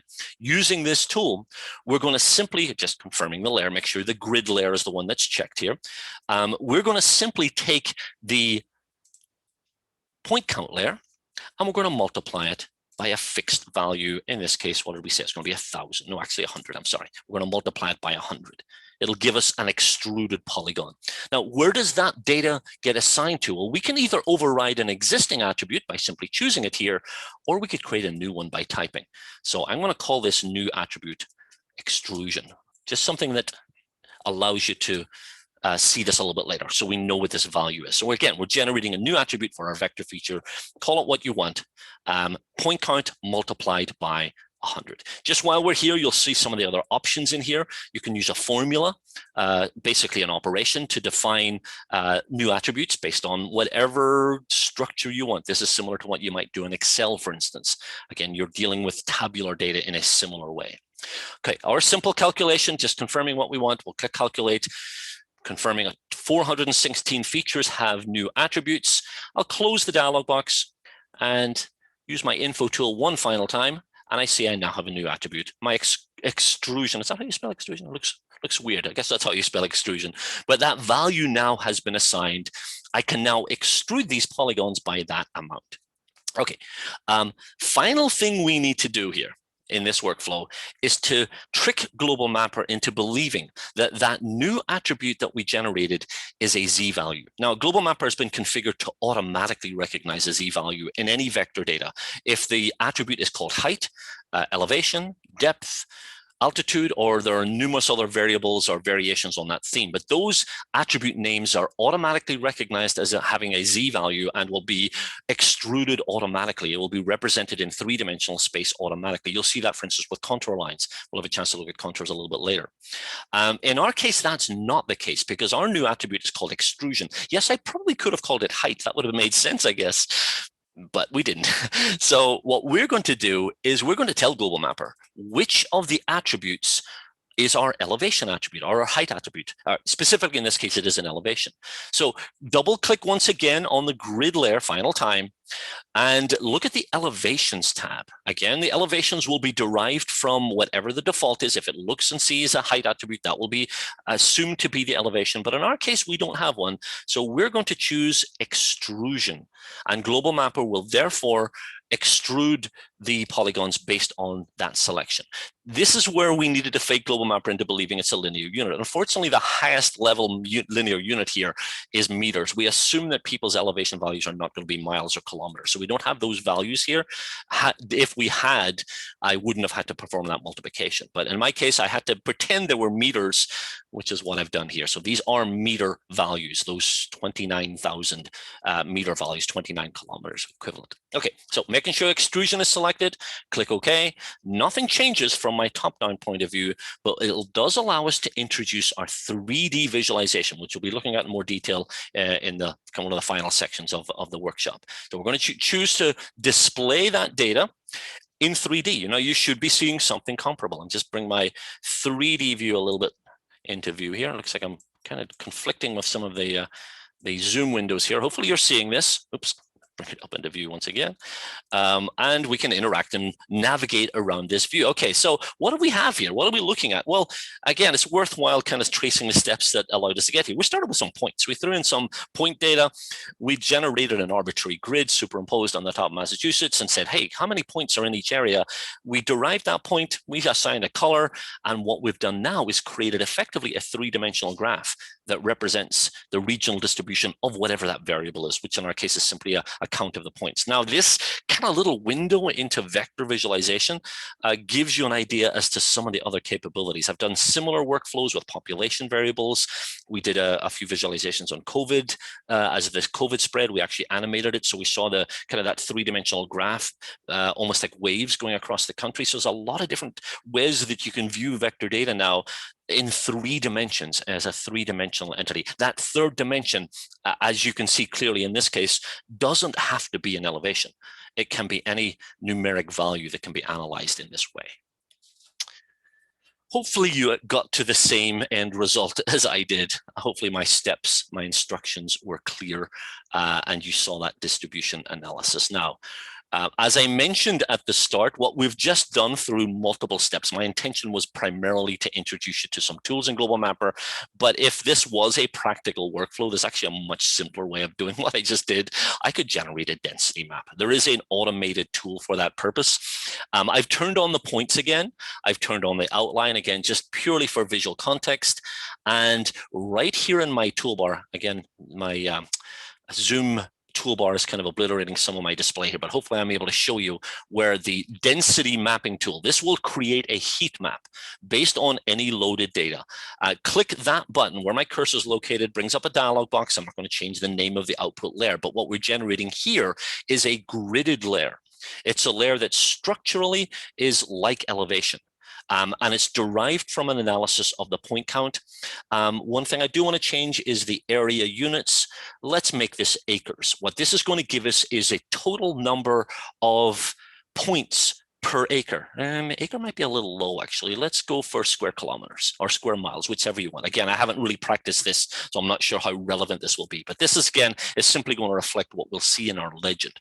So again, this value is going to determine throughout the entire state how many vernal points are in a given unit of area. There's a little bit of math going on under the hood. I'm not going to worry about the specifics here. We can leave all of the other settings as they are. Click OK, and turning off the points, we generated a heat map. This is a visualization of clustering once again, and confirming what we saw previously as well, where the highest concentration are. Again, this tool can be used in many applications. Those of you who use LiDAR data, we can visualize density of a LiDAR point cloud, which is useful for analysis of perhaps vegetation. Higher concentration of LiDAR points is typically in areas where you'll see vegetation because you get multiple returns. So there's many different applications for a heat map just like this. Any questions on any of those procedures before we transition to working with raster data? Go through a couple of exercises looking at raster data. Comments even? Oohs and ahs? Thumbs up? I'm either doing a wonderful job going through these steps or you folks are completely lost. One of the two. Hopefully it's the former. Okay, I'm going to suggest what we do here is, because you will have a chance to play afterwards if you want to kind of follow up a little bit, let's save this workspace.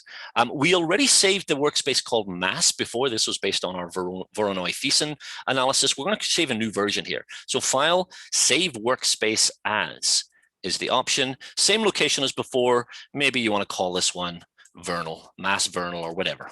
Something to distinguish it from the other workspaces you had before. And click save. And we can unload this data. Now we know even the density map, which we just created internally, the grid, which again is just an internal layer, because we've saved the workspace, we can recover those. They don't exist as an external file. We didn't load those from an external file, but we can recover them because they're part of our workspace. Control and the letter U, once again, to unload your data. And as noted, we are going to shift to working with some raster data. I believe we'll have a little bit of time before our break. I have not forgotten, by the way. And in about 15 minutes or so, we'll hopefully get through at least one of our raster analysis procedures, and we'll take a step away to allow you to fill your coffee up again or whatever.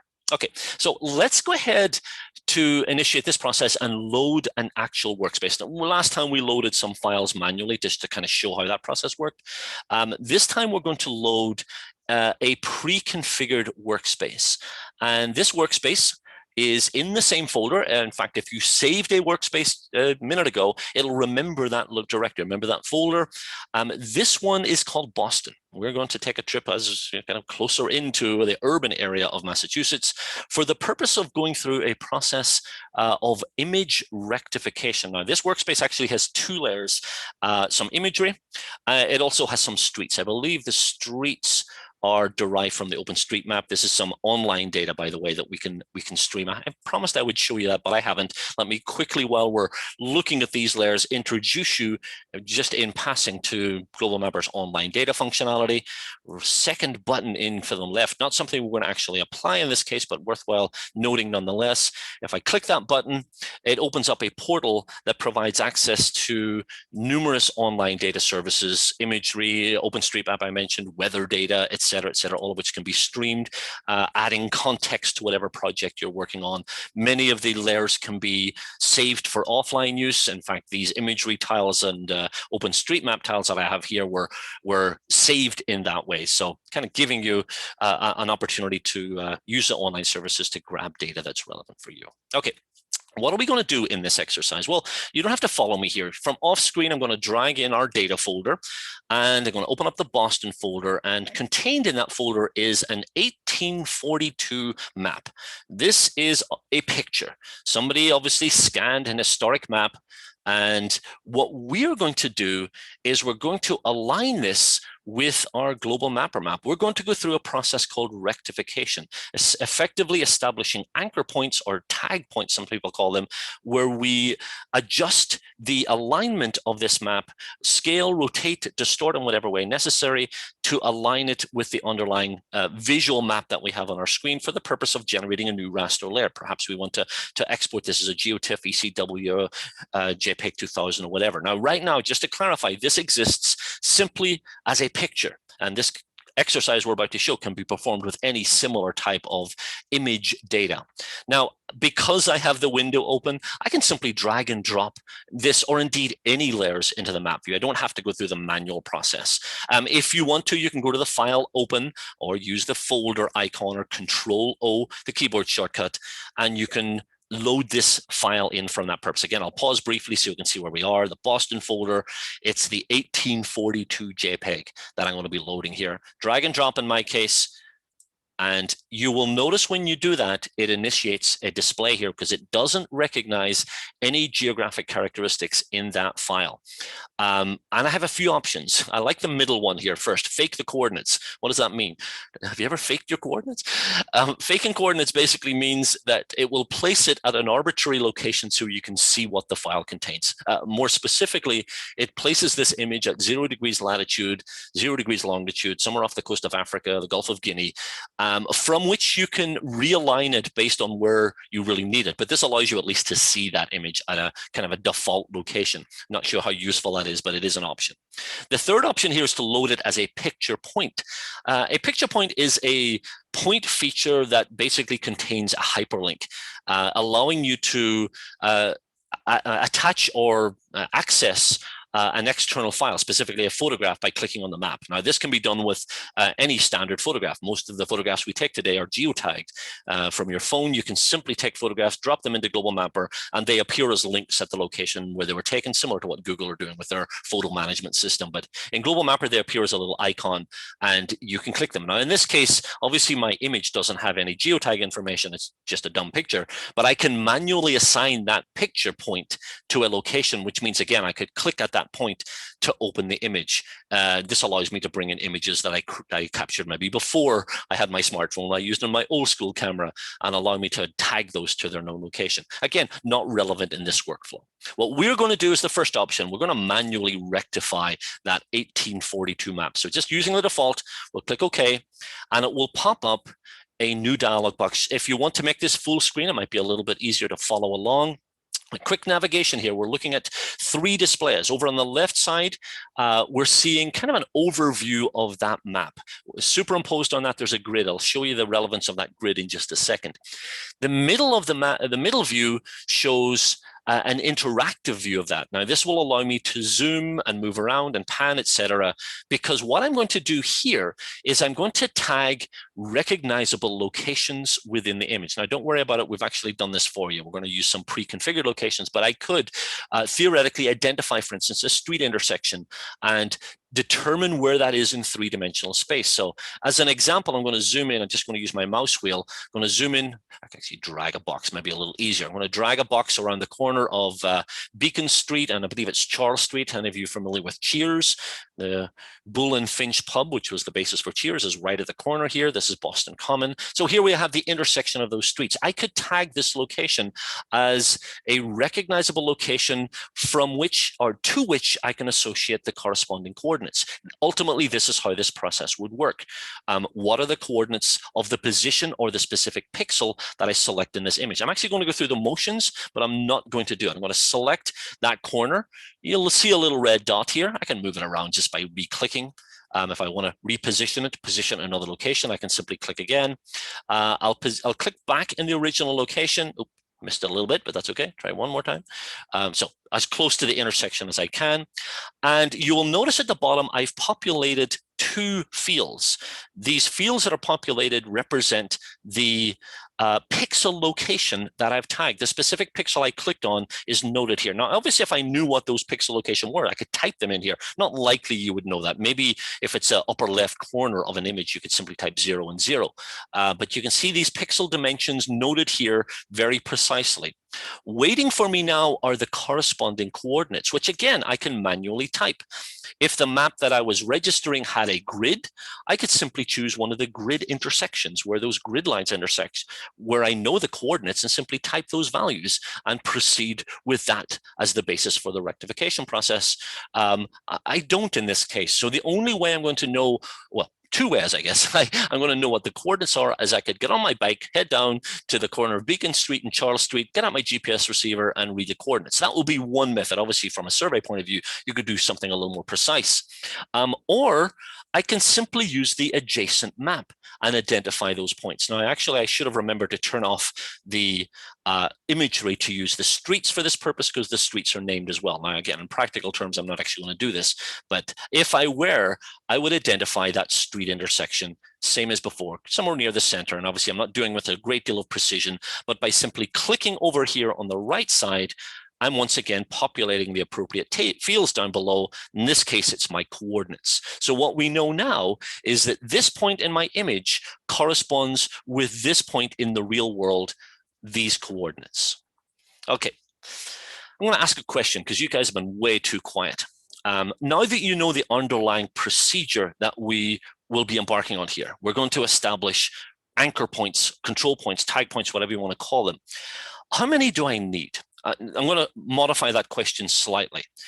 What is the minimum number of points that I need in order to perform this procedure? Use the questions panel to ask. We're going to invert the question here. You're going to answer a question in the questions panel. I'm looking for the minimum number. What is the lowest number of points that I would need to add here?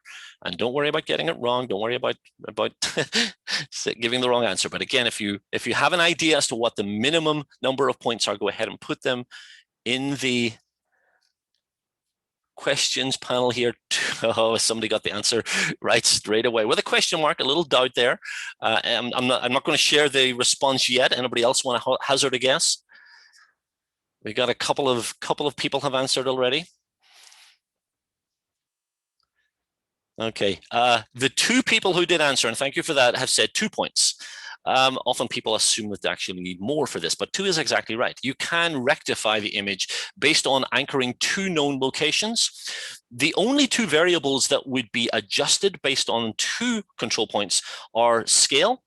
Obviously, the scale of the map would be defined by the distance between the points in the real world, and the rotation.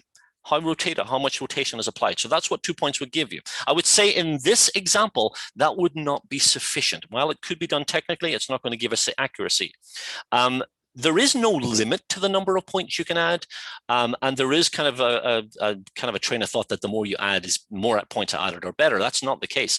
Every point you add, while it potentially can improve the positional accuracy, also has equal likelihood of increasing distortion, unnecessary distortion. So I would say the rule of thumb is the minimum possible. Now, in a practical case such as this, where my map that I'm registering is not inherently projected, I would want to at least anchor the corners. Or as close to the corners as I can. Identify features that are visible in the corners of this display. Maybe a few others. As you'll see, you have the ability to define the position and maybe re-rectify, maybe add a few points or move points around if necessary. And depending on the method, you can even get an error factor applied that will determine which points are likely to have increased the distortion unnecessarily. That variable will be applied here. I'm not going to get into too much of the technical information, but there are options to define the underlying mathematical process if that's what you want. We use the automatic for this automatic process to determine the best possible way to initiate this rectification process. Now, if I were proceeding with this workflow, I would add that point to the list and add additional points to save some time and to ensure consistency. I've done the work for you. If you want to follow along, you can go to the File menu right at the top and load the control points from a file. This is not something you'll be able to do in the real world, but in my hypothetical world, you can follow along by simply choosing that option. It will hopefully remember where you loaded the data from. If not, go back into the same folder as before, and you'll see a control points folder, which contains a GCP file, ground control points file, and we'll click open. Now, all that this does is predetermine my identified location and the corresponding coordinates. You'll see these red X's now appearing on the screen. We have populated the table below with the pixel location, pixel X and pixel Y, also the projected version of that based on whatever projection I have, the corresponding lat long, which in this case is the same. Error factor did not come in here because I did not use one of the specific methods, but let's see how well this works based on what we've assigned. Let's click the OK button if you have been following along. And again, I'll quickly recap just in case I did go a little fast here. File, load control points from file. And again, this is the location of those control points that we just added. If you want to follow along and click OK, it'll close the window and give you an adjusted and, to be honest, a little bit of a distorted perspective. Now, I have to say, when this map was drawn in, 1842, my assumption is this was drawn by somebody sitting on some print shop and some table with some ink and sheet of mylar, sheet of paper in front. So the geographic integrity of this map is probably not to the highest level. So in order to make it align appropriately, obviously a little distortion is inevitable in this case. It has reached the bottom of the hour. We're about halfway through, and I know I need to take a little refill of my water here, so I'm going to suggest we take a break. Before we get there, let's save this workspace. If you followed along to this stage, we are going to continue to look at some specific raster functions with this data. We're going to do an additional little raster workflow after that, and then transition into working with terrain. So please don't leave. There's a lot of fun stuff to come. In fact, it gets a lot more fun towards the end. But I'm going to take again, my short break here. I'm just going to leave the screen share open. I'll mute my mic. It is currently local time here, 12:31. I guess that would make it 10:31 your time zone. Around about 10:36. I think 5 minutes is probably sufficient. I'll come back online. Just make sure you're back around about that time, and we'll continue with this workflow. Once again, before we do, let's go ahead and save that workspace. You can use the button right here in the toolbar, and we'll continue from where we left off. I'll speak to you folks in about 5 minutes.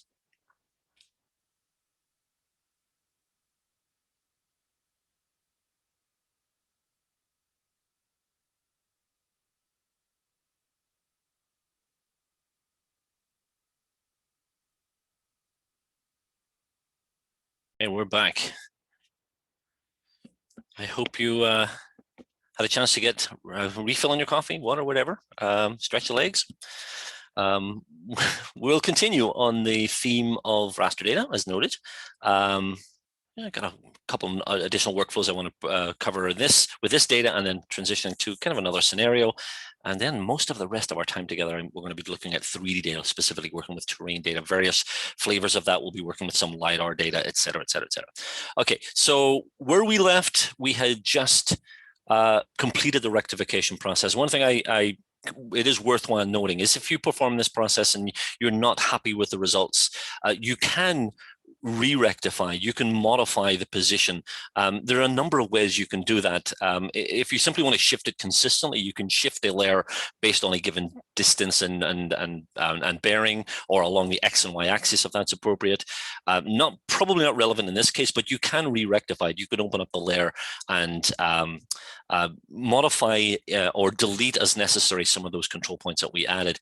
Before we get there, it's worth noting some of the tools that we have access to that will allow us to do a little bit of QA. I've just zoomed into this area around Boston Common again, maybe a little further out now. There is a very useful tool in the toolbar. I'm not sure if you're seeing where my cursor is located here. Your toolbar array, by the way, for those of you who are following along, may be aligned a little bit differently depending on the setup of your screen. But where my toolbar, this kind of collection of tools that determine the visualization of your map, includes an image swipe tool. This can be used with any raster data, basically to pull back a raster layer to see what's underneath. So if you're dealing with imagery in terrain, for instance, you can temporarily pull back the overlying imagery to see that terrain layer underneath. It will confirm the layer sitting on top. Just make sure if you're following along that you've chosen the 1842 layer. Works for me. Now I can simply pull back temporarily to see what's underneath, to do at least an initial visual QA to see how well my data lines up. You can pull from the left, from the right, from the top, from the bottom. We'll get a little closer view of the north end of Boston here, see how well our roads line up with what was in place 1842. And it looks like they're pretty close. Again, we have to bear in mind that this map was never really drawn with this intent, but it looks like we have been able to at least position this map in a relatively accurate location. Again, some of these areas are now filled land. Actually, speaking of, it is interesting to note, if we go to the kind of the southwestern part of this view, I don't know if you're familiar with the area of Boston, if you've been here. There's an area which is referred to as Back Bay. Fenway Park is actually down here. Those baseball fans, I think you can actually see it peeking out here. But this Back Bay area, quite literally at this time, was a bay. This is entirely landfill right here. And you can see this grid array of streets. This is a newer addition. The original Boston was a haphazard street. So this is the historic center of the city. With these new streets that were added after this was filled in, you can see the nice regular array. And you can see quite clearly that Boston has literally expanded into the Charles River over the last 150 years or so.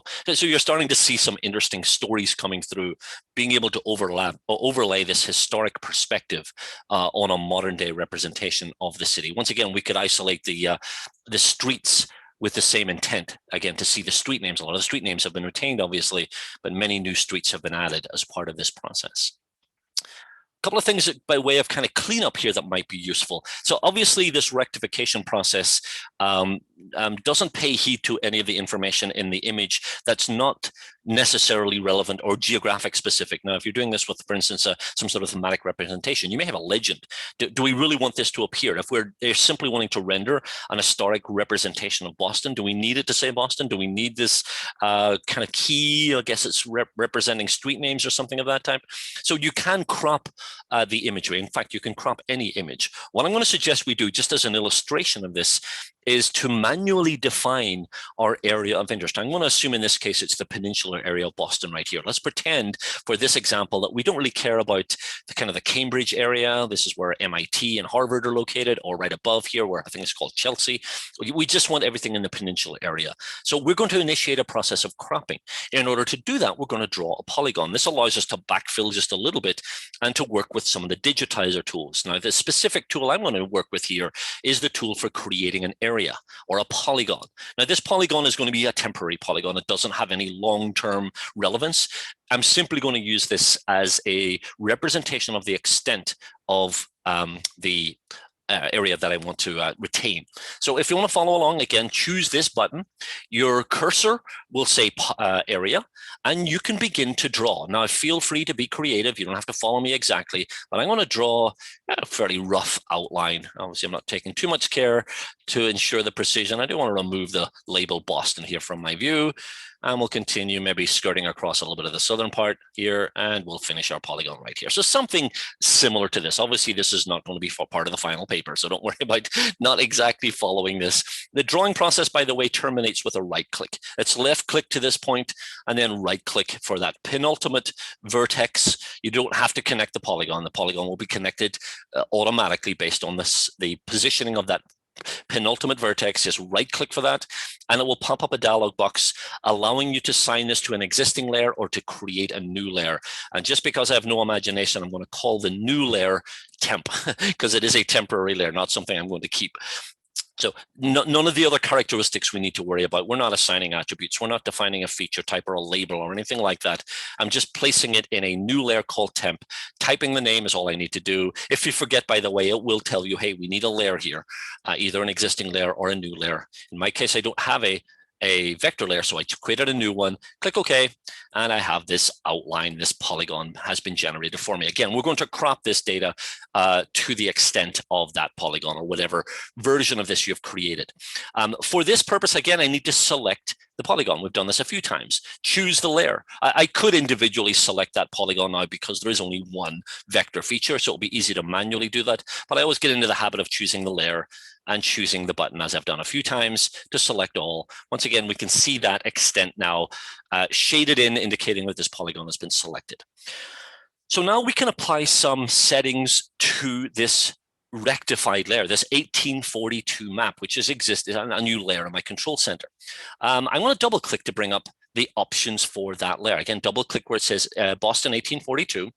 And you can see some options in here for adjusting the transparency, color intensity, specifying one or more colors to be transparent, if that will be relevant. Not really the case in this example. I can blend this map with the underlying map if that's relevant. What I want to do specifically here is another tab. I'm going to go to the cropping tab. Along the top of this dialog box, I can crop based on a manually determined boundary, coordinate boundary if that's relevant, certain number of pixel around the edges if that's appropriate. None of those are relevant in this case. What I'm going to do is towards the bottom where I crop to the currently selected polygon. Once again, if you inadvertently forgot to select the polygon, these will not be available. It will not recognize a selected polygon. Two versions of the same thing here, basically to cut out what's in the middle or to leave what's in the middle. We want to crop to the polygon. In other words, we want to retain what's inside, removing all the stuff around the edge. Once again, to confirm, we'll click apply. And you can see it has done what we expected. It has eliminated those areas of our registered or rectified map that we do not need. There's another function we can perform here which may be useful visually as well, and that is feathering. Obviously, there's a fairly abrupt transitional boundary between this rectified map and what appears underneath. And as well, you would expect, obviously, data from different sources. But there is an option here in the same dialog box to feather them together. Now, this is useful for a lot of applications as well, I mean, over and above what we're doing here. If you have two generations of imagery, maybe different resolutions, you can use this feathering tool to create a more gradual transition. It effectively creates a gradient transparency around the edge to feather one into the other. So it removes that hard border. If you ever encountered imagery where you have one image at a high resolution overlapping on a lower resolution, it really does create a very distinct and visual boundary. This eliminates that. And we're going to see that in this case, not by feathering around the edges, but rather by feathering within the polygon. And we can define the extent of the feathering based on a number of pixels. In other words, it's going to gradually transition from being transparent to being opaque around the edge based on this number of pixels. I'm just going to do this based on trial and error to see if 100 will work. And it looks like that has given us maybe a little bit less, actually. Let's go down to 50. And we'll apply that. And again, this will kind of tighten up that map. Now we have a feathered edge around the boundary of this rectified map. Maybe this isn't the most useful application for this tool. Maybe using some standard, maybe satellite or aerial imagery will provide a more meaningful use of the tool. But obviously in the context of what we're doing here, I wanted to show you that, that tool. In the control center, I'm going to turn off my temp layer. In fact, I could close it completely, no longer need to keep it. But as you can see, we now have feathered our historic map of central Boston into some obviously more current imagery, and you can see the results here. We could also play with transparency. For this, I'm actually going to reduce the color intensity of the ortho map. It's highlighted here in my control center. I'm going to double click and feel free to, by the way, to play around a little bit with some of these settings. But this is a fairly dark image. I've noticed the image I downloaded is the color intensity is fairly high. I'm going to bring that color intensity down just using the slider, maybe a little bit much. Might be able to bring it up just a touch here. Obviously trial and error here. So we're seeing a little less intense image. And now I can play with the transparency of my 1842 layer. Now it gets a little shady here because there's a lot of kind of noise in this image, but by adjusting the transparency, double click on the 1842 layer and just use this slider bar to adjust the opacity. And we can start to see some of the underlying features, those visible features peeking through. A little bit of trial and error, once again, maybe too much there. And you can start to see again, where we're seeing a modern day context to an historic map. So as you can see, just a quick introduction to some of these raster tools that are available in the application. I'll just drag that one to here. It looks like that's fine. And again, save the workspace. It will save that file that we have generated. You can come back and visit this later, maybe go and play with some of these settings. Any questions on any of those workflows? Again, my objective in this was to, again, introduce you to a few raster tools, rectification, the feathering, the image swipe, which is a useful one for doing that kind of initial QA. Oh, I didn't mention the re-rectification process. If you need to modify the position, you can right click and just go to rectify, and it will allow you to reposition the control points. This tool, by the way, is available not just for data that you have rectified, in our case, this historic map, but it can be applied to any layer. So if somebody sends you some data that's just not in the correct position, you can shift it manually, or you can define its position based on a rectification process where you define specific anchor points. So disregarding the inherent geographic intelligence in your layer, you can reposition it. Could be point cloud data, could be imagery, could be a vector file. You can use Global Mapper to tidy it up effectively. Now, we often get the question at this stage, based on what we've just done, can you export this? If you export what you see here now, what's exported? Well, Global Mapper's rule of thumb is it's a what you see is what you get. If I ran an export to a GeoTIFF, to an ECW file, to JPEG 2000, I would get what you see on the screen. The pixel values that are being displayed will be retained, not just for a specific layer, but for the screen view or whatever portion of the screen view I decide. So yes, you can export an accumulated kind of set of layers based on the rectification, based on the transparency, based on the feathering, et cetera, et cetera. Just one thing to note, if you're exporting with multiple layers present, the resolution defaults to the highest resolution, as it should. You're not going to lose resolution in the output, but it means that any lower resolution is basically upsampled for no benefit. You're not going to get additional quality, so it may come out as a much larger file than you would expect. You can adjust that resolution during export as well, but just bear that in mind if this is something you are interested in doing further down the road.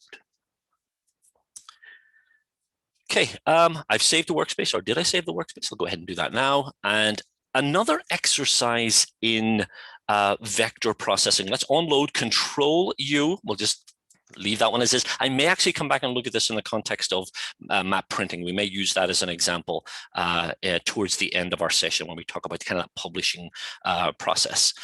For now, we're going to load up some additional data here. I'm just going to check if I actually created a workspace. I did. So let's load up a workspace. File, load workspace. Now, again, we know what a workspace is. It's a pre-configured either layer or set of layers. A workspace allows me to determine what layers you load. So I can decide, you know, I want this combination of layers and I want them looking this way and I want it zoomed into this location. In this case, it's a single layer anyway, so it's a little bit redundant, but I'm going to load up the lake workspace. While this is loading, a little bit of geographic context. We've moved away from Massachusetts, you'll be glad to hear. This is in the Canadian Rockies, near Banff National Park, somewhere up in that area. Now, I chose this very specific location because it's very obvious what we're looking at here. The color distinction is very extreme, because what we're going to do is run an extraction process. We're going to use this imagery, and this is standard off-the-shelf downloaded imagery from one of our online services. And I'm going to capture this lake as a vector feature. I'm going to run an extraction. Now, obviously, this is a very simple to understand example of this. As we go through this, I'll try to introduce other applications for this tool where you can generate vector polygons based on pixels in a raster layer. This tool is a little hard to find. Even for folks who have used Global Mapper before, it is a little bit hidden. I've tried to work with some of the developers to make this a little more prominent because it is a very powerful tool. But you're going to be the lucky ones who actually know where it is and know what it does. So I'm going to choose the layer in the control center, and I can either go to the layer menu or I can right-click and choose layer at the bottom. Either way, you will see this option to create area features from equal values. Now, this is quite vague in how it's described. This idea of equal values doesn't explicitly say create area features from colors.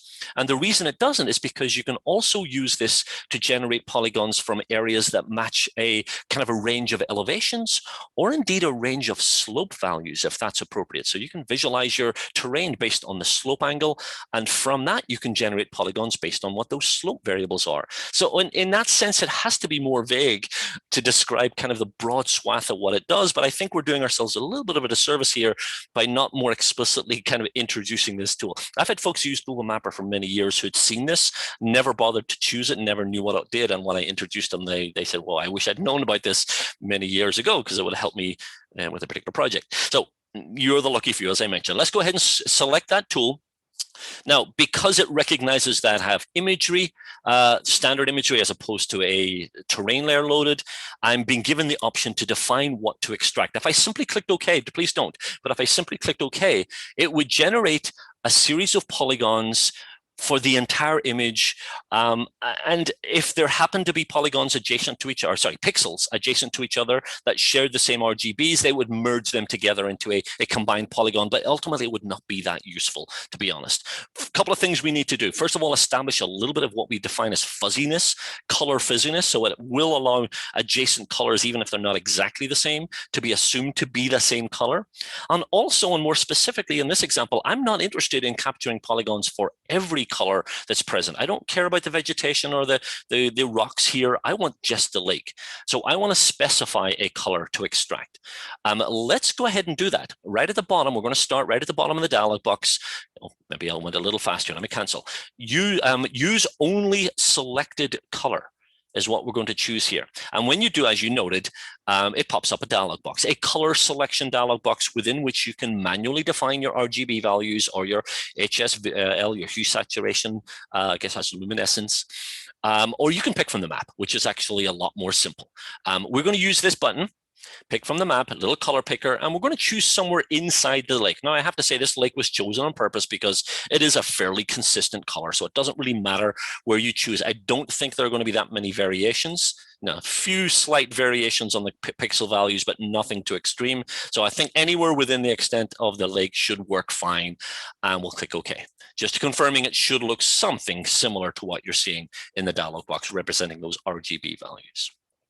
So if we initiated this process now, once again, you saw there was some minor variation in the colors that are present.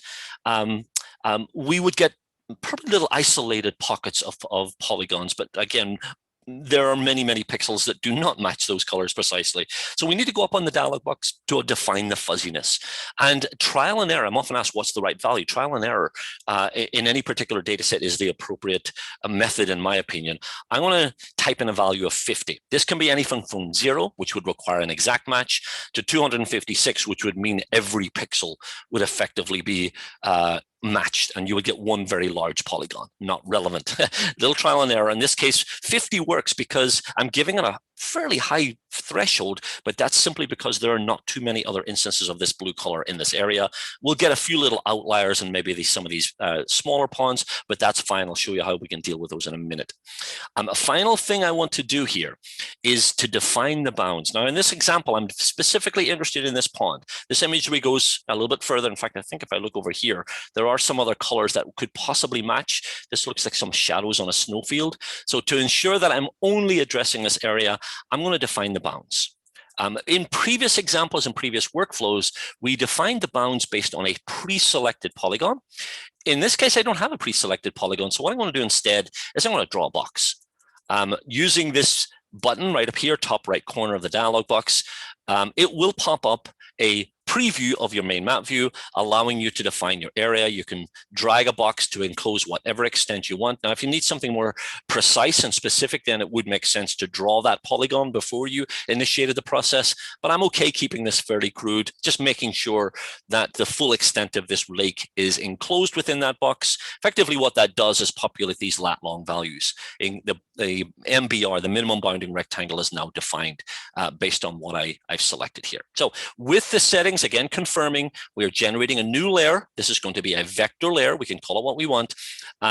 Our color has been selected, and our fuzziness or threshold value has also been defined as 50. Click OK. And it shouldn't take too long. It will identify those polygons and hopefully give us an output. If I turn off the image, the really cool thing about this is actually the polygon that's generated will automatically inherit the color that originally selected. Yeah, we know there's a little bit of variation, but that color I selected has now been assigned to this polygon. You will notice in the control center, depending on the settings you used, I've got 34 features. Obviously, I've got the main lake itself. So where are the other features? Well, if you look along the edge, there's a few little outlying points, I guess. I don't know if I can find any. There's one right here. So there's a little outlying polygon that's not part of my polygon. Obviously, the larger outlying ponds here as well. To address these outliers, I'm going to use a very specific tool here. I'm going to select this pond with my digitizer. We've done this a few times. I'm highlighting it, selecting it using the pencil tool. Just click anywhere in the middle. In this case, we're not going to use the option we used to select everything. I just want this one body of water. Now, I could do a few things now. Copy and paste if I wanted to isolate this in its own layer. But what I like to do is simply right-click after selecting, go to my advanced selection options, and I want to choose to invert the selection. So in other words, everything that was selected is going to be unselected and vice versa. And we'll now see these outlying polygons have been selected. Using the delete key on my keyboard, I'm just going to eliminate them. We now have 33 of the 34 have been deleted. I'm left with just the polygon I want. Now, for the final workflow using this data, we're going to address one of the inevitable consequences of what we've just done. Turning on my underlying imagery, you can see based on the color match, we matched pretty close to the edge of this body of water here, as you can see. And as a result, we got a polygon that basically outlines the appropriate pixels. It gives me this jagged appearance. And again, Global Mapper is doing exactly what you asked it to do. Show me the pixels that match and outline them accordingly. But aesthetically, this doesn't look too good. We've got this jagged appearance. So final thing we want to do is to improve the appearance of this vector feature. Once again, we're going to go back into the vector world temporarily by performing a very simple vector edit. With the polygon still selected, and make sure your digitizer is active, click anywhere in the polygon. We're going to right click. Now, there's a few ways we can get to this tool. I'm going to go specifically to the submenu that lets me move or reshape a selected feature. And again, there's a whole plethora of options here, allowing me to restructure a selected vector feature, including the option to smooth that feature. Now, smoothing and simplification are two vertex adjustments tools. Simplification will remove redundancy in any vertices that have been placed. So if you've got a straight line, it will allow the removal of unnecessary vertices to reduce the file size. It's a very useful tool if you're dealing with very large vector files. Smoothing is the opposite, because smoothing will add additional vertices to, as the name implies, to smooth the outline. There's no dialog box involved. It just does it. When you select it, you can see my smoothing has been applied. I could further initiate that smoothing if I wanted to smooth it even further, either by going back into the same menu, or in the toolbar, there's a list of recently used tools that is populated automatically. And from this list, again, I'm just dropping down the menu up here on the left, I see that smooth option that I just activated is now listed here. And I can initiate that process repeatedly just by simply clicking the adjacent star button. As you can see, that smooth is now my active tool. I just click the button to run that. And every time I do, you can see the line becomes a little bit smoother. Now we have a polygon that is a little more aesthetically pleasing. We've removed some of those localized bumps. And we could export this, if necessary, to any supported vector format, shapefile, KML, CAD, or whatever. Any questions on that workflow. Again, we started with raster, I'm sorry, and we're able to harvest some vector data. Practical applications for this. This was obviously, again, a very hypothetical example. Vegetation, different types of vegetation that are identifiable based on a color pattern. You can use this tool for that. Again, you may need to adjust the flexibility in terms of colors. Buildings that have a distinct roof color. Anything that's visually distinct in a raster layer can be extracted using this method. I've had mixed success with buildings. I looked, first of all, at a building or a small community in the Czech Republic, in Czechia, where all the roofs were a very distinct orange color. Unfortunately, they were pitched roofs, so one side was a fairly bright orange. On the shadow side, it was a much darker orange, so it was a little bit difficult to kind of come up with the appropriate balance. So I did it twice. I did it once for the roof sides that were on the kind of sunny side, once for the shadow, and it actually worked remarkably well for generating buildings, basically, using this tool as well. So a lot of different applications for that tool. Let's go ahead and save the workspace once again. We already have a workspace created called Lake. The version we save now will include the vector polygon that we just created. We haven't obviously exported it manually, but we could initiate that process if necessary. Any questions? All good. Everyone able to follow along? I feel like I'm doing this session a little bit blind. I much prefer classroom instruction where you can see reaction and see people kind of glazed look or lost. And obviously these remote sessions don't give us that luxury. But hopefully those of you who are interested are able to follow along with these workflows. Okay. Control U once again to onload, and we are going to shift our focus to looking at terrain data. I always find it quite remarkable when I do a training class that so far into the training class, we have not yet even talked about terrain. Terrain analysis is a major part of Global Mapper. LiDAR processing, LiDAR extraction, LiDAR classification, et cetera, are all tools that are extremely important. Indeed, a big reason why a lot of folks are using this application. We're going to go through a very specific workflow, actually a number of workflows using some sample point cloud data. The workspace in question is called terrain. So you can load workspace once again from the file menu, Control W if you want to use the keyboard shortcut. And this is once again back in New England. We're in a kind of a small forested area near where Blue Marble headquarters is, near our company headquarters is, central Maine, a little south, I believe, of the city of Augusta, those familiar with the geography of this area. And I have a reference image on the screen here just to give you a little bit of a geographic perspective. Noteworthy features here, you'll see towards the right side or east side, we have a body of water. We have a river over here. It's actually a tidal river over on the left side. We got to see a road. A lot of this area is forested as noted. So also covering this area, and one of the layers that's in the control center, we have a point cloud, our LiDAR file. Those of you not familiar with LiDARs, I'm not going to spend a great deal of time, but this is point cloud data. This is data that's collected using a laser scan process. In this case, it's using an aircraft mounted scanning process.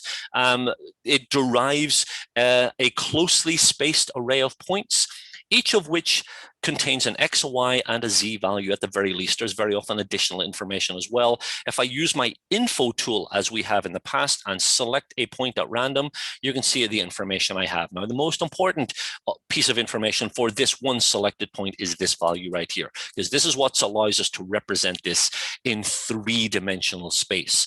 And very quickly, I'm going to pop this view up in my 3D viewer, and we can start to see now the three-dimensional characteristics of this area. But I should stress, this is a vector representation. I'm going to bump up my exaggeration just a little bit for effect here using the 3D viewer tools, and we can start to see a little bit of the lay of the land here. Now, we're going to be playing with this area, building some terrain data, modifying that terrain slightly during that process as we go through this exercise.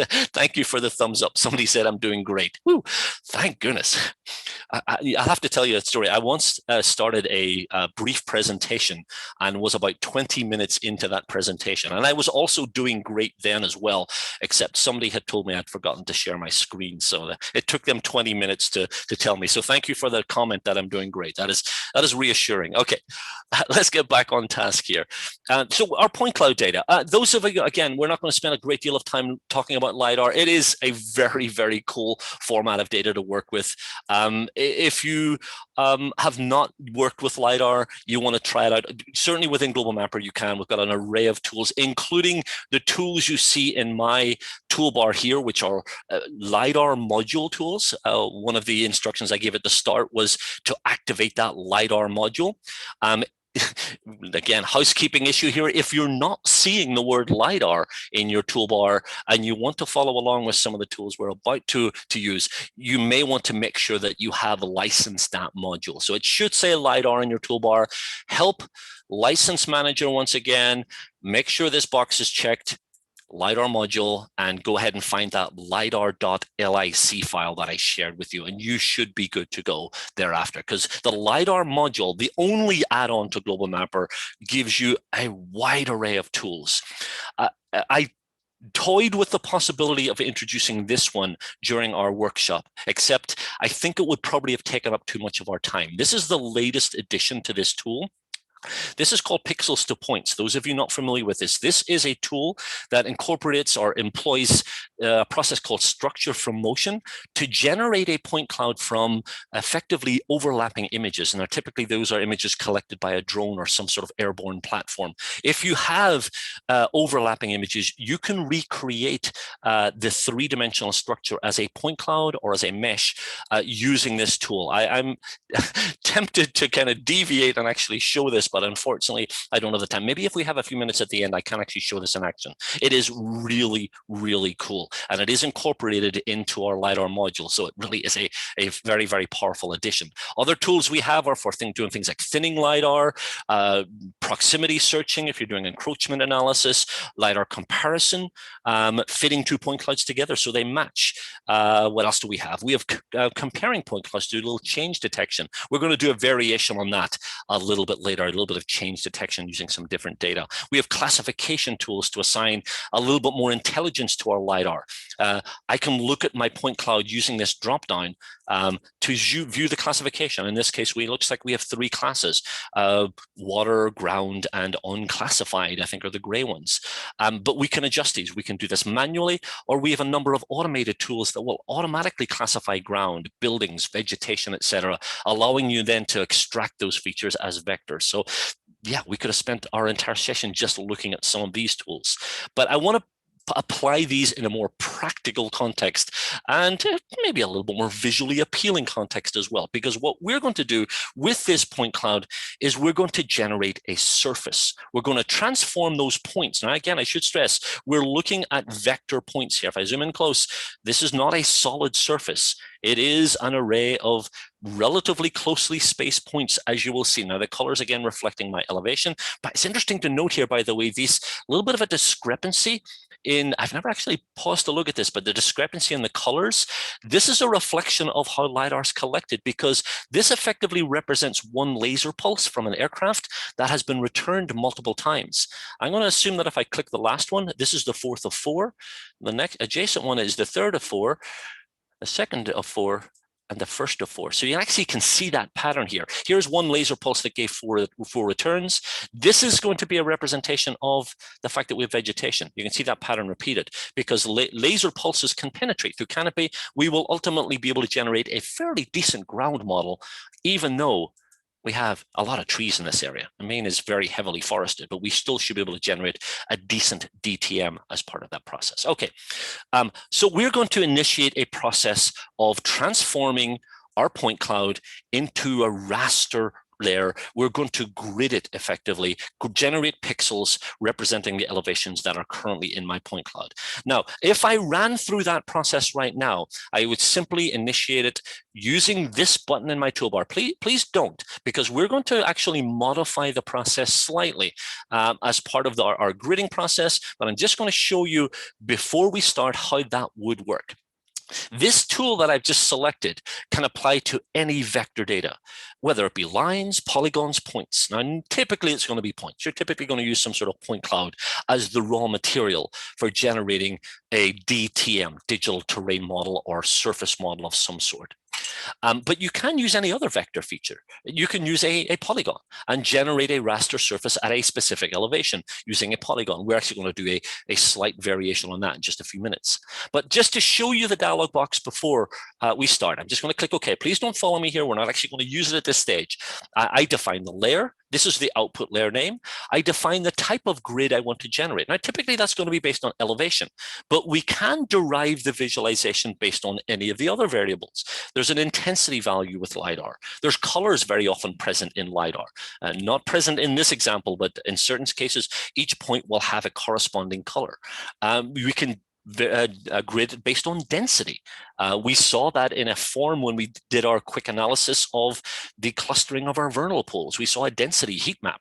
We can derive the same. How closely spaced are my points? That's a good way of analyzing where we have maximum coverage or where we have the most points per unit of area, etc., etc. Now, to keep this simple, we're going to use our elevation values in a few minutes. Pardon me, and we can define the method. Now, many of you may be familiar with triangulation. Triangulation is a process whereby we will look at the elevation at every point and use that as the basis of for creating what's called a triangulated irregular network. Effectively, it's a series of vector triangles, each of which represents a surface in three-dimensional space. Now, that tin or triangulated irregular network is then assigned to a corresponding pixel, and that's what you generate. That's how you generate your raster layer. So that's kind of old school as far as surface generation is concerned, simply because it doesn't factor any potential local anomalies. Every point is incorporated into the model, so it does tend to generate a model that's fairly coarse.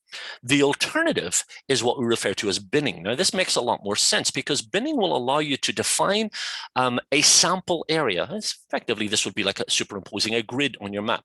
And within the sample areas, we're going to look for the minimum, the maximum, the average, or a few other variations on that theme, as you can see here, to more specifically determine what the Z value in the corresponding pixel will be. Now, in our case, we're going to use the minimum, because there may be a few outlying points that are also contained within that defined area that may be anomalies. It may be a shrub or a person or a dog or something, but we want the lowest point because there's a higher level of confidence that the lowest point in an area is more likely to be ground. It may still not be ground, but it's more likely to be ground. So we're going to initiate in a few minutes a binning process using that process. Again, a few variations on that theme. So this idea of determining a sample size, how is that determined? Well, again, it can be based on a couple of different settings. A variable of the point spacing. Point spacing is an initial analysis of the points within the entire point cloud, and an average. How closely spaced are they? And that multiplied by this number will determine our sample area, or we can do it based on a specific linear unit. This would allow us to specify that I want an output resolution of 3 feet or 1 meter or whatever you need.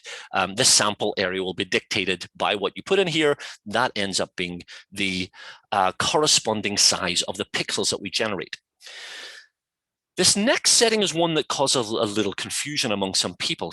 And I would agree, and I understand why, because it's kind of vague what we're doing. Tight and loose, what are we talking about? Well, this slider allows you to factor any potential gaps you have in your data.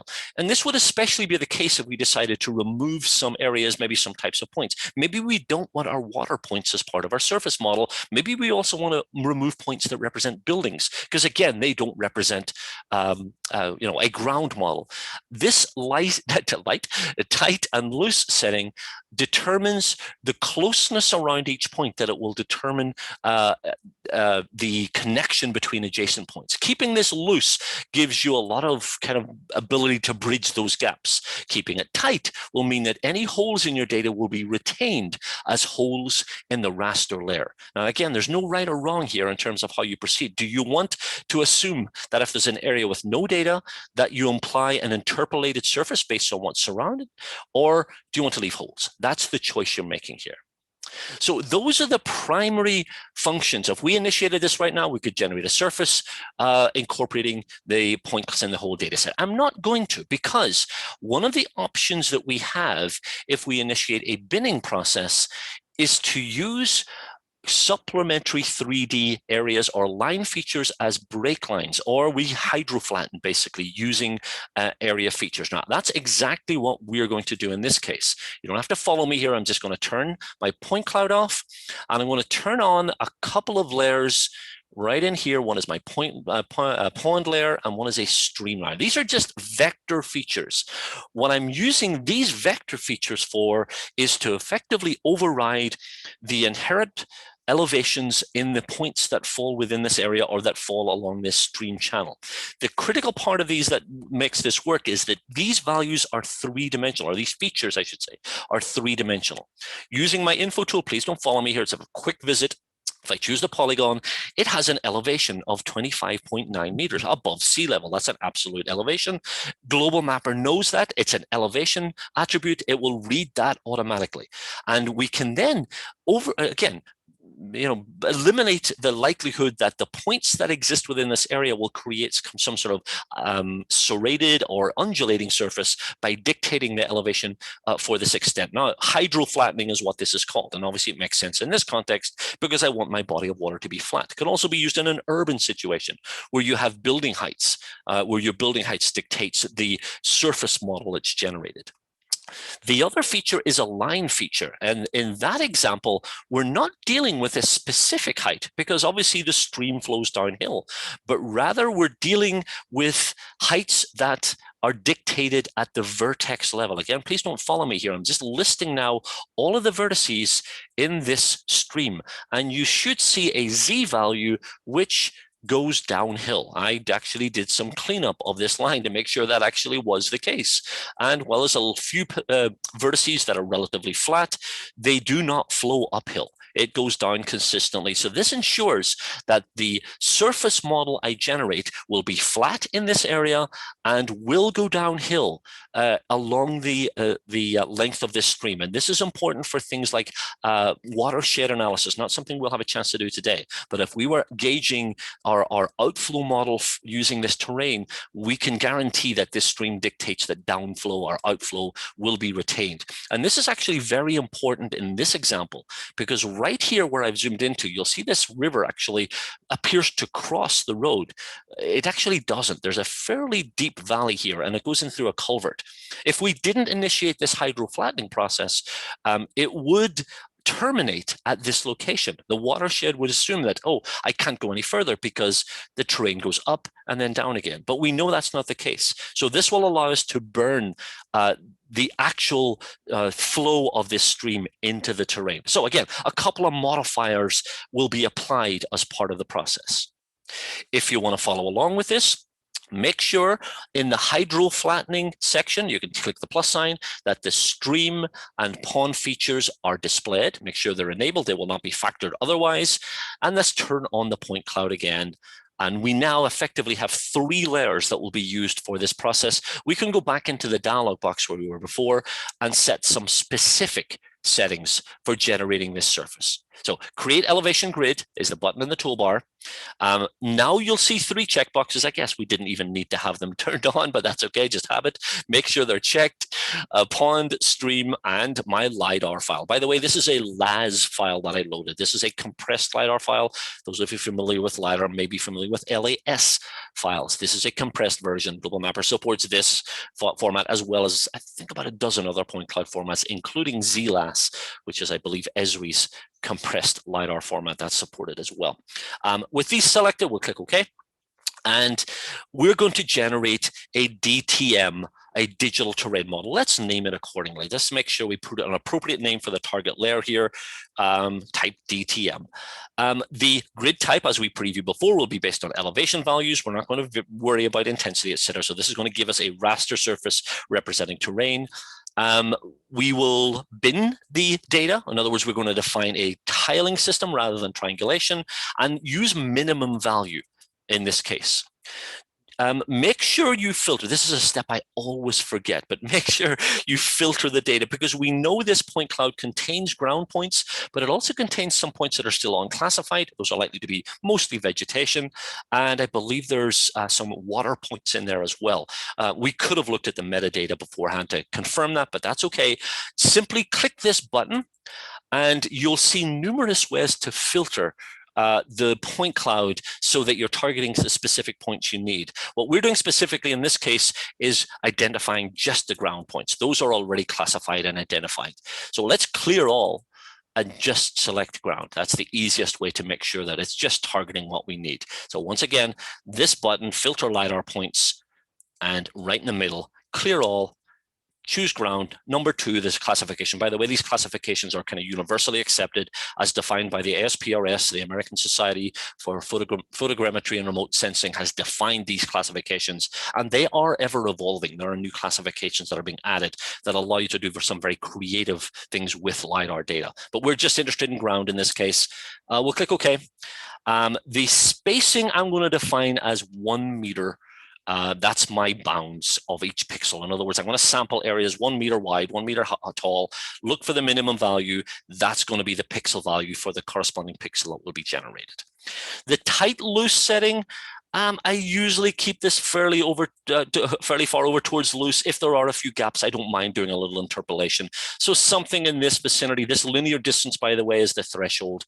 How far from a given point are you willing to accept that interpolation process? We may see as a result of this a little bit of interpolation across the river here, where obviously there's no ground points. Maybe in that case, keeping it tight would be more meaningful. In fact, we probably should have another polygon to hydro flatten this body of water. We'll not worry about it in this case, but I'll keep this towards loose. And now that we have selected or displayed a polygon and a line feature that have elevations, we have the option to hydro flatten. And we can obviously use the checkbox to make sure that happens. Also, we can define based on a multiple of the output resolution how much feathering we want to do. In other words, we don't want a hard border between this flattened surface and the surrounding terrain. We'll give it a nice slope, if you like. This is a multiple of the grid spacing, which we know is going to be 1 meter. So this will be a 3 meter, 9 foot wide gradient, if you like, to ensure that those hard drop-offs do not occur. So in a situation we're dealing with an urban environment where you're using this for building modeling, obviously you do not want to feather your buildings. You'll keep this at 0. There'll be a hard edge between those buildings and the surrounding terrain. Everything else should be good here. Just checking my settings. If you followed along, or feel free to be creative once again. If you want to vary any of these, I'll click OK. Did I filter? Yes, I filtered. I remembered this time. I'm so pleased with myself. And our surface is being generated. It shouldn't take too long. Filling my gaps first. And difficult to see because we've got multiple layers on here. Let's do a couple of things. Let's turn off the point cloud. That served its purpose. Let's also turn off those hydro flattened polygons. We no longer need them. And immediately you'll see a very clear and distinct flat surface here. We have a raster surface. Let me pause briefly. We have a raster surface now. We have transitioned from vector into raster. These are pixels we're looking at now. These are no longer points. If we zoom in close, we can start to see a little bit of the texture coming through here, but this is a raster layer. Now, it's different than an imagery layer in that the pixels do not contain colors, but rather they contain an elevation, and that's what's being used to visually represent this data. The default, what we refer to as a shader, the default shader is what we refer to as an atlas shader. It is a kind of range of colors going from blue through green, yellow, orange, and red that are going to be applied over the extent of what elevations are present. In this case, it's going from about 0, a little bit under 0. I think there's a few anomalies in my data here, up to 118 meters. What about maybe 350 feet or thereabouts is the maximum elevation. And you're seeing that represented right here. If we were applying this shader to the Himalayas, we would see the same range of colors. In other words, it's a scaled shader. There are a few options for shaders here. I'm not going to spend too much time going through some of these raster tools, but we can change the shader to be, for instance, a global shader. Now, a global shader in the context of this area isn't that meaningful. Typically, this will be applied at a global scale so we can see those kind of macro variations across the Himalayan mountains. This is a shader where the colors are the elevations define a specific color regardless of the extent of the range. So in this case, mostly green in my case. You can create your own shader, by the way, and we may have a chance to do that a little bit later in our final exercise. So hold that for the time being. I'm going to go back to Atlas Shader again. One of the things to note here is there is also a hillshade pattern. This is an artificial shadow that's superimposed on the terrain. We can turn that off and on using this button right here in my toolbar. It looks like a little mountain. Or we can change the characteristics of the shadow. And I'm going to suggest collectively that we do this because I don't really like the defaults here.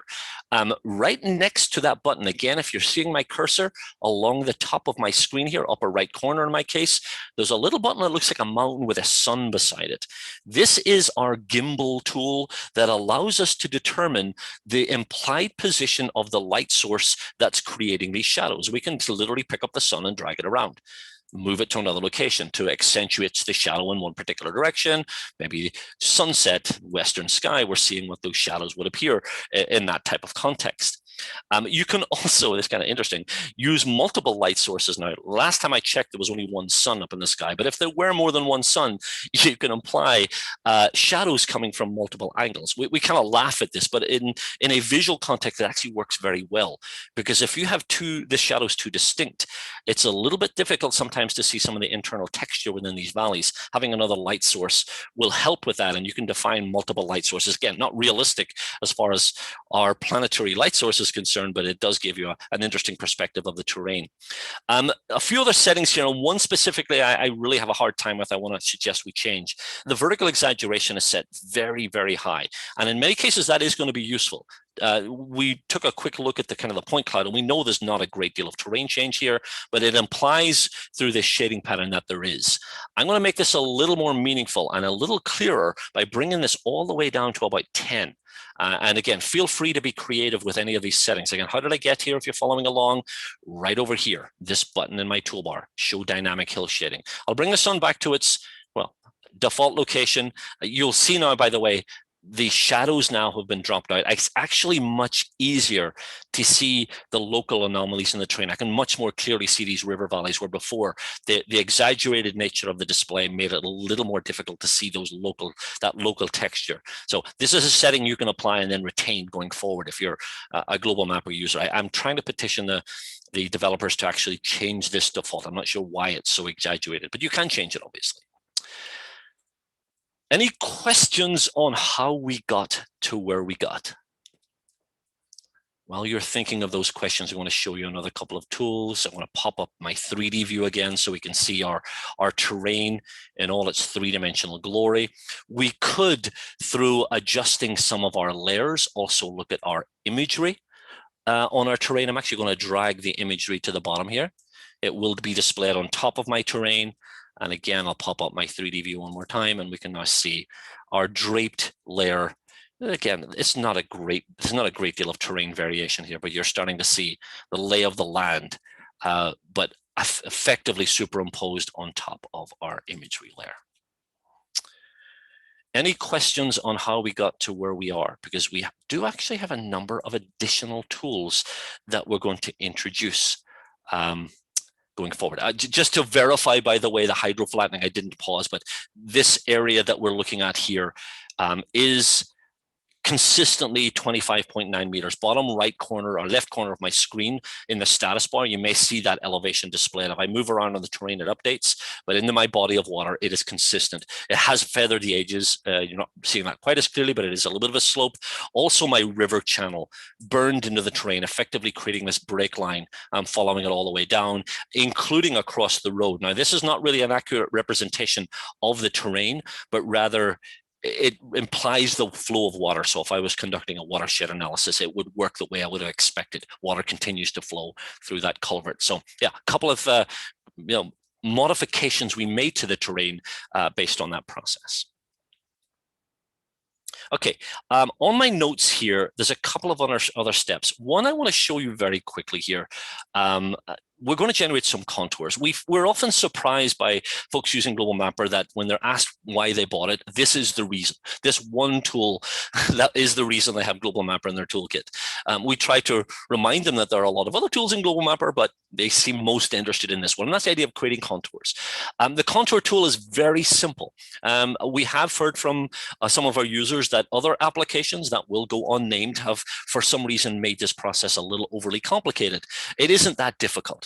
default. Generating contours simply requires you to define a couple of parameters here. So the button I'm hovering over right here on my toolbar once again is how we initiate the contour generation process. If you want to follow along, please do so. Once again, we are generating a vector layer here. Once again, we're migrating back from our raster surface model back into the vector world. We can define what that layer is called. If you want to follow along, I want to generate some 1 meter contours. So name the layer appropriately, and obviously, you'll see that in a few minutes here in our control center. Obviously, the contour interval can be defined. This is the vertical spacing between the lines that are created.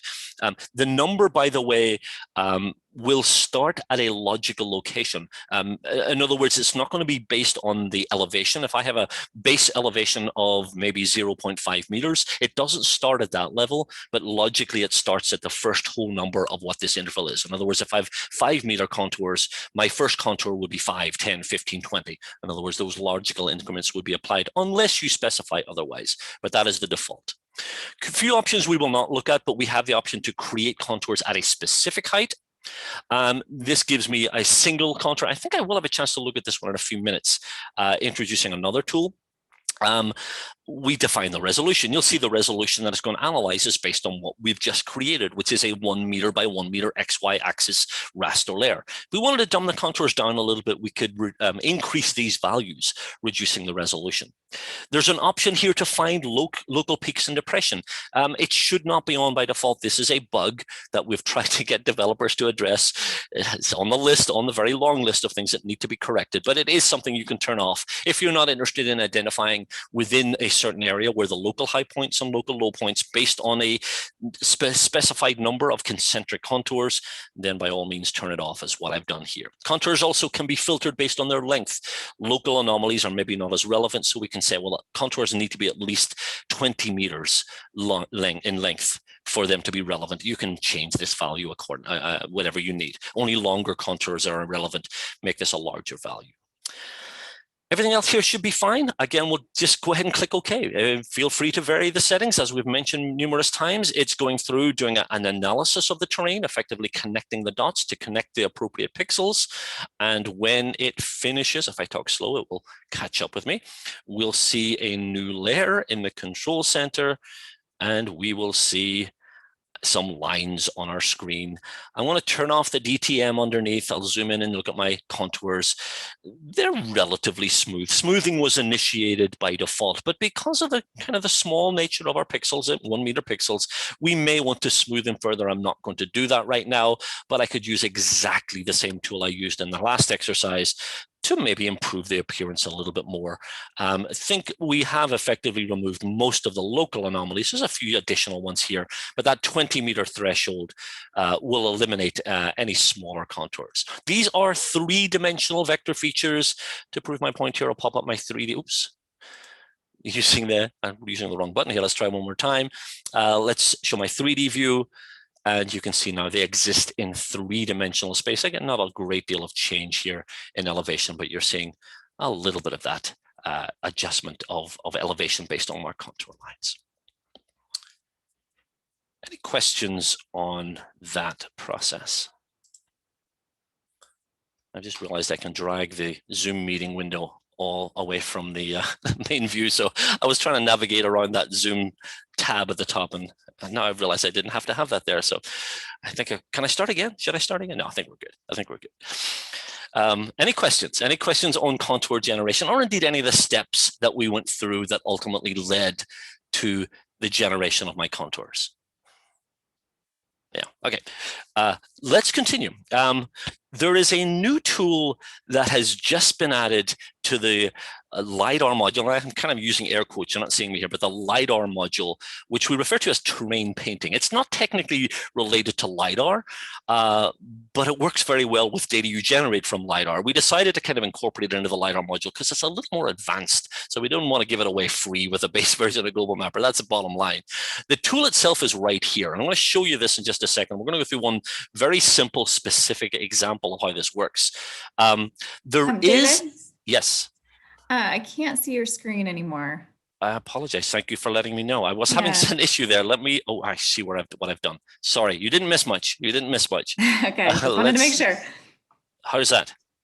That's good. Perfect. Great, thank you. What did you not see? Well, I turned off the contour layer. I think we'd all gotten to that stage. I turned off the contour layer. I turned on my DTM again. That's all I did. That's all you missed. And I was about to introduce the terrain painting tool, which is right here in the toolbar. Before I do that, actually, and I'm glad you're back, by the way, because I do want to also turn on one more layer that contains 2 points.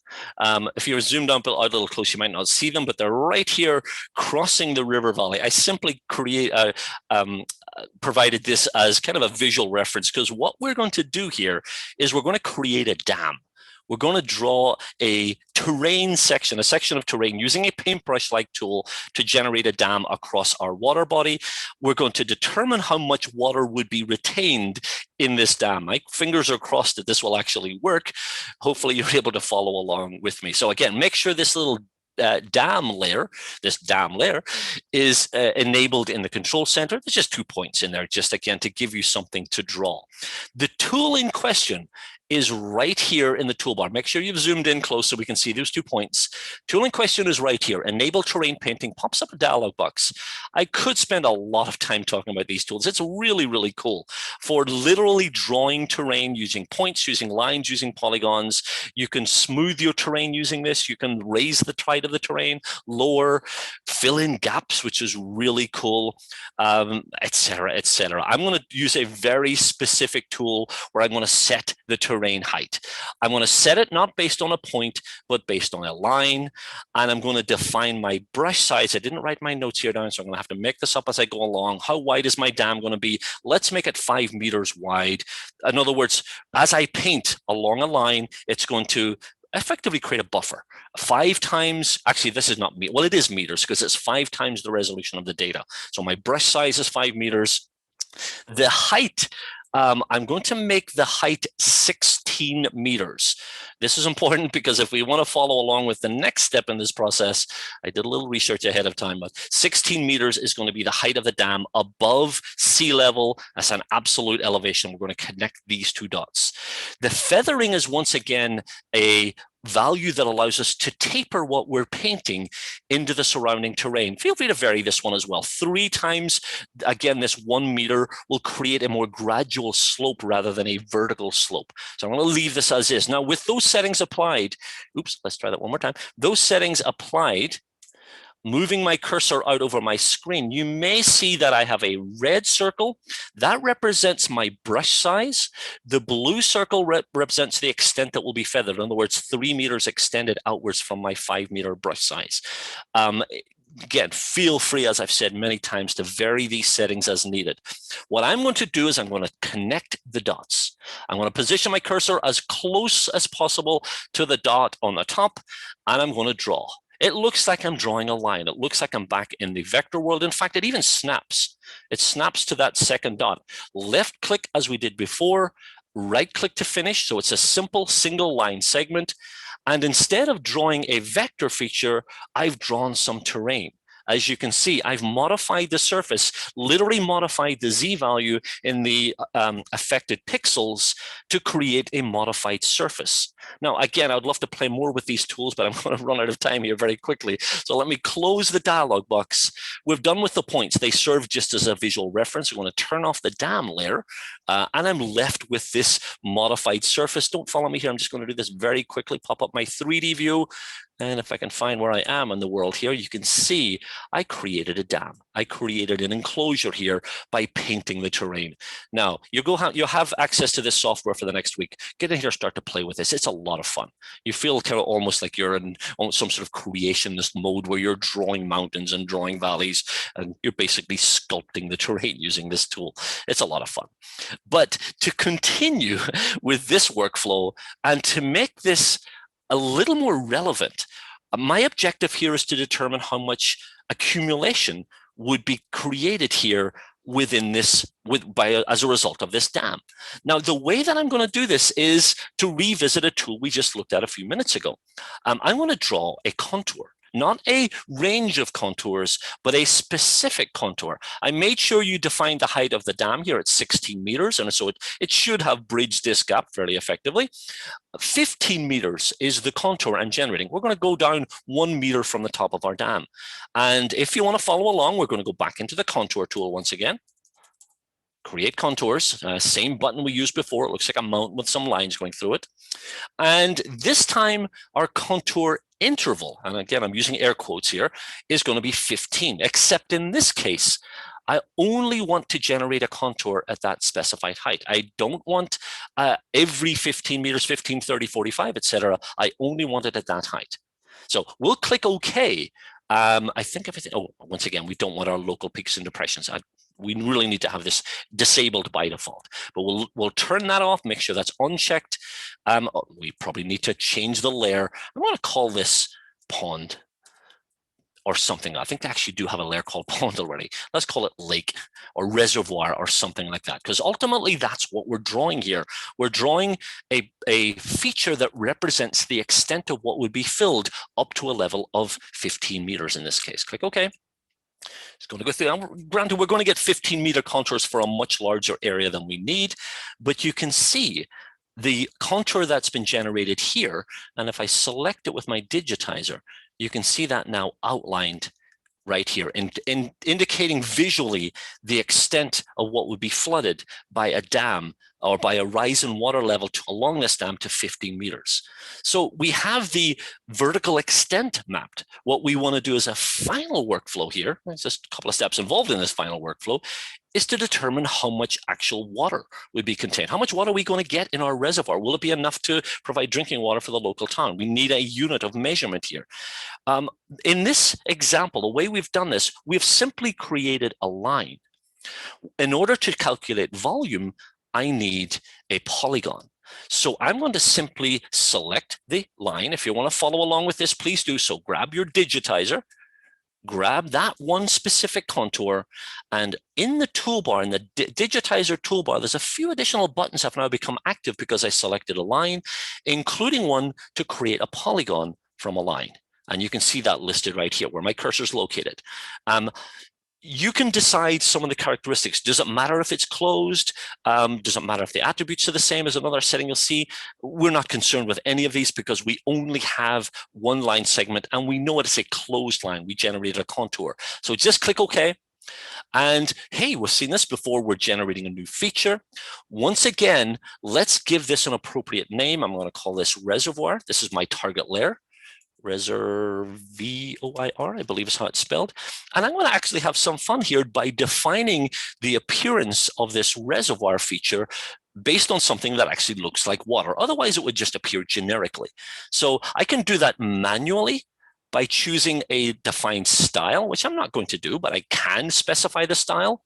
Or I can choose one of the pre-existing feature types. And Global Mapper is shipped with a number of feature types, including, because this is a polygon, variations on the theme of a lake.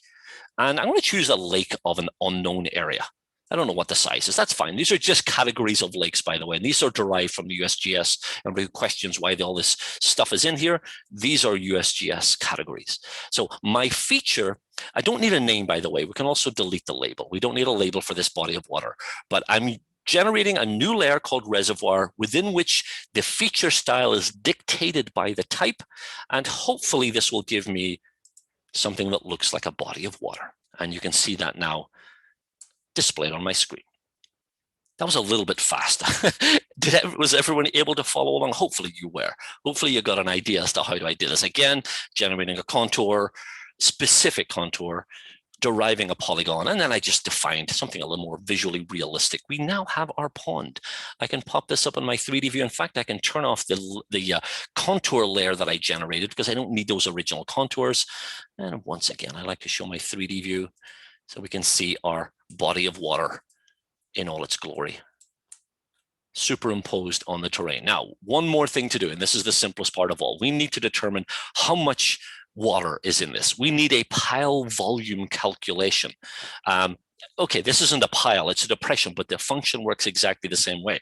If you have a polygon sitting on top of the terrain, whether that be surrounding a pile of material, or in this case, surrounding a body of water, there's a very, very simple tool in Global Mapper that's initiated through right-clicking. Again, I'm going to back up so we make sure we're on the same page here.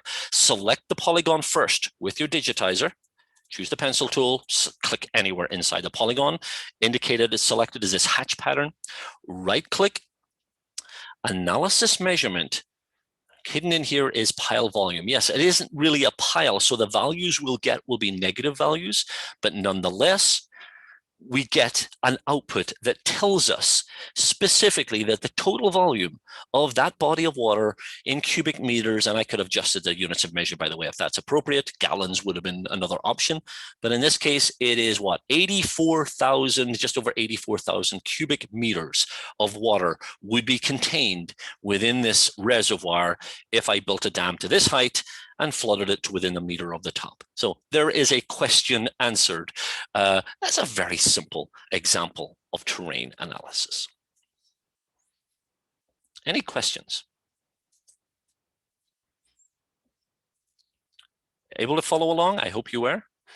I'll take silence as a kind of a thumbs up that you're having no issues. Okay, I think we're done with this workspace. We did a lot in here. We did our hydro flattening, we did our contour generation, we did our pond creation and calculation. Go ahead and save this workspace as well. Or indeed, if you want to retain the original and go back and maybe repeat some of the steps with some different settings, you can save a version. Feel free to be creative and save your own version of this workspace so you have a before and an after. I'll just save the original in my case. By the way, the reason that took a little bit of time to save is because the raster surface I generated is now saved in the workspace. It's actually part of that file. It doesn't exist externally. We didn't export anything here, so it just exists within that file. Now, I'm looking at the clock in front of me here, and we're getting towards the end of our session. I have 2 more workflows that I can choose from. I think I'm only going to have a chance to do one of those. The 2 workflows in question are a change detection exercise or talking a little bit about printing. I'm going to give you about 10 seconds to vote for which of those you think would be most useful. Change detection within some point cloud data, or looking at how Global Mapper is able to print data. Use the questions tab to give me an indication. Otherwise, I will decide for myself. This is your chance to be a participant in the democratic process. Change detection or printing. I don't think we'll have time for both. Let me scroll down here. Questions panel. Oh boy, change detection is the overwhelming winner. Yeah, we can conclude. We can close the polls. I think we're done. Just quickly for printing, those of you who do like printing, we have a map layout editor here. This is a very powerful tool for doing page layout. Feel free to play with this. 4th button in from the left. You can do legend placement. I mentioned map book creation, so I'm not going to go there today. I'm glad you chose change detection. This is a fun workflow. Control U one last time to load that workspace. And our final workflow is actually based on some manual files. I didn't create a workspace for this. I don't know why I didn't. It's oversight on my part. So we're going to load some data manually. Click the Open Data button or Control O. Let's browse into the folder called Portland, in which you'll see 3 layers.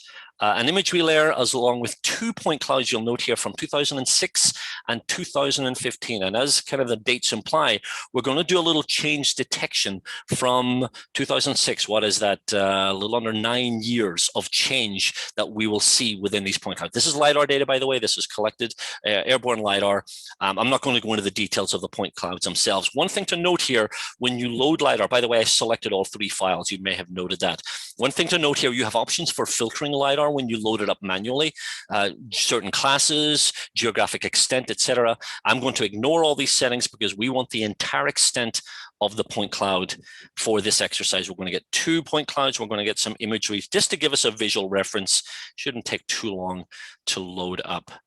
And if I talk slowly, it will catch up with me. We will eventually see our LiDAR data along with, again, some imagery.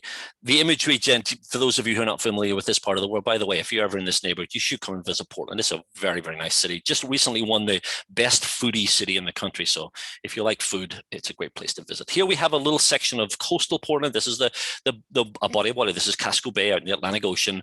Obviously, the built environment here is what we're focusing on. I have 2 point clouds, 2006, 2015. I've already done a little bit of cleanup on these point clouds, removing a little bit of noise just to kind of give us something cleaner to work with. What we're going to do with these 2 point clouds is to determine what change has occurred. And we're going to use a very simple mathematical process for that. Now, before we get to that tool, I want to introduce you to this tool, which we will not be using. If I can hold my cursor, right where my cursor is located, compare point clouds. This tool allows you to identify individual points that are likely to have moved. So in other words, if you want within a localized area to see specific points that are beyond a certain distance threshold from where they were in the past, this is the tool you can use. And I tend to use this more on a micro level for change detection, maybe for agricultural applications or forestry growth, where individual points are important. In this example, our point cloud comparison is actually going to be based on the generation of a surface.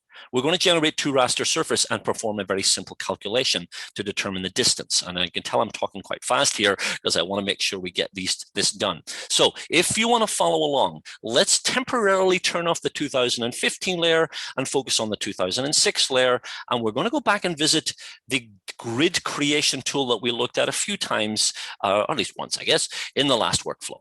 Go ahead and select the button. Make sure the 2006 layer is selected.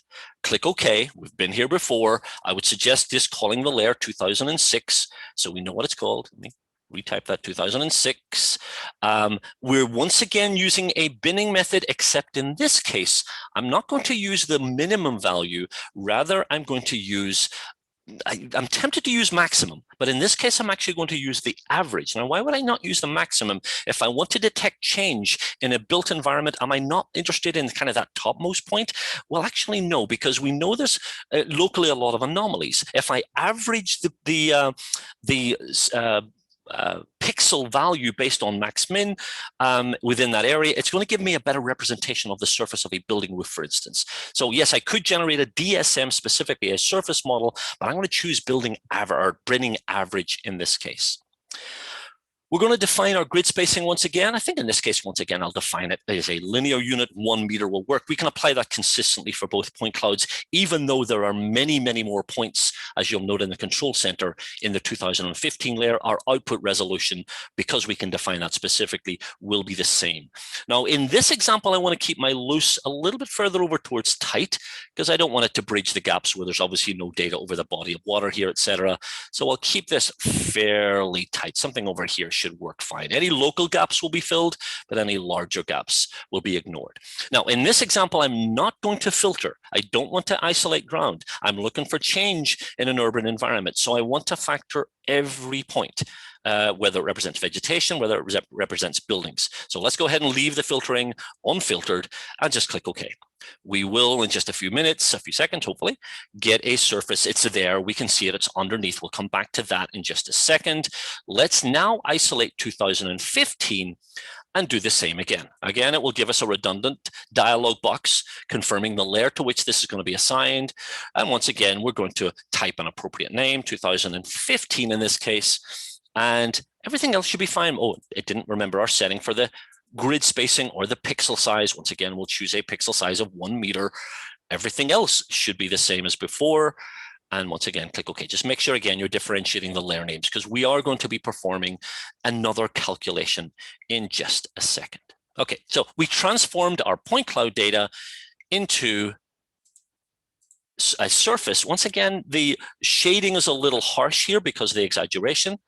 And this is a setting actually, it's not too bad. It's back down to 10 again. It seems like that has been retained as a setting. So we don't need to change that. But we're seeing a certain amount of texture here when we look at these 2 layers. Now, one thing I want to do here very quickly, we're looking at the 2015 layer, 2006. Now, visually, if you glance around the distinction here, you can see a few changes are very apparent. Right here where my cursor is located is an example where we can see a building that was built between 2006 and 2015. So we can obviously see that has changed. Maybe over in this area was a little bit of parkland. If we do a comparison again, we can see quite a lot more vegetation has come in over that time frame. And indeed, those trees that were there, we would assume would have grown. I like looking at this little row of trees. I sometimes cycle along here. You can see a little row of trees that were probably planted sometime before 2006.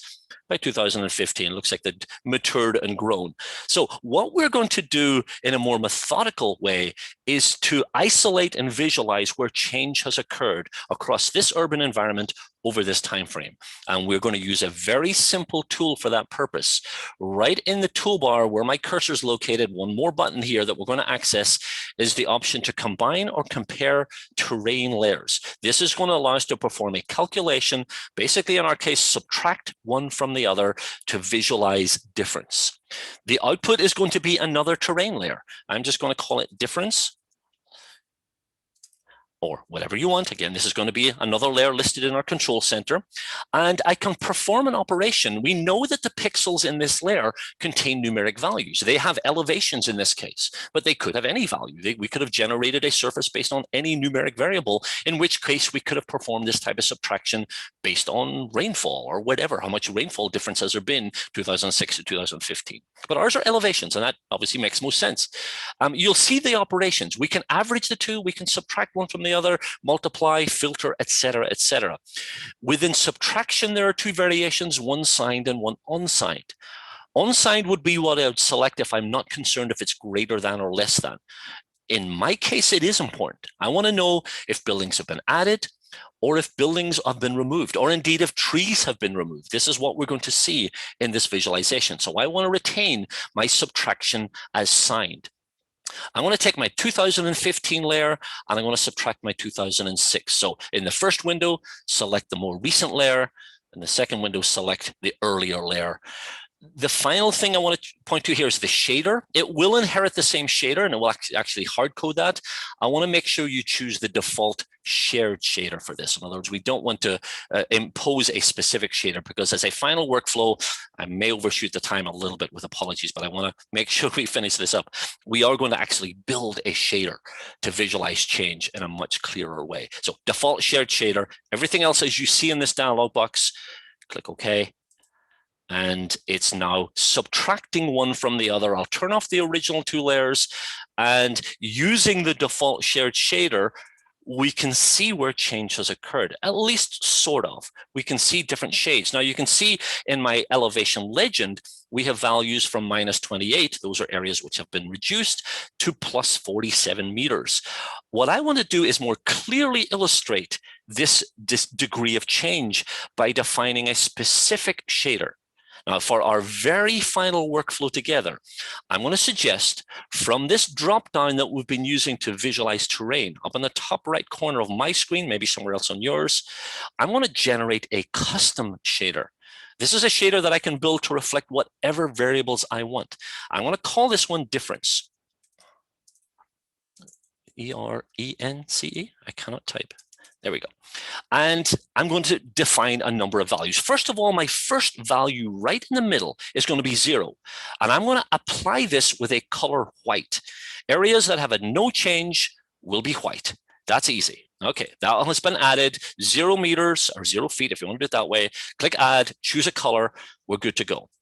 The next color I'm going to add is 20. Now, you may notice that there's actually been change beyond that, but this is the upper level threshold that will allow me to determine where a significant amount of change has occurred. There will be interpolation between 0 and 20, as there was in our vector example. But in this case, with my shader, my 20, I'm going to add, we'll make the positives red. In other words, if there's been any increase in the Z value in my point cloud, it will be represented up to a level of 20 as red, as an interpolated value of red, and you can see that represented here. Beyond 20, it will maintain that solid, consistent color red. Final value and final step here is a negative value. We want to see areas which have lost a Z value in the point cloud. Maybe buildings have been removed or trees have been removed.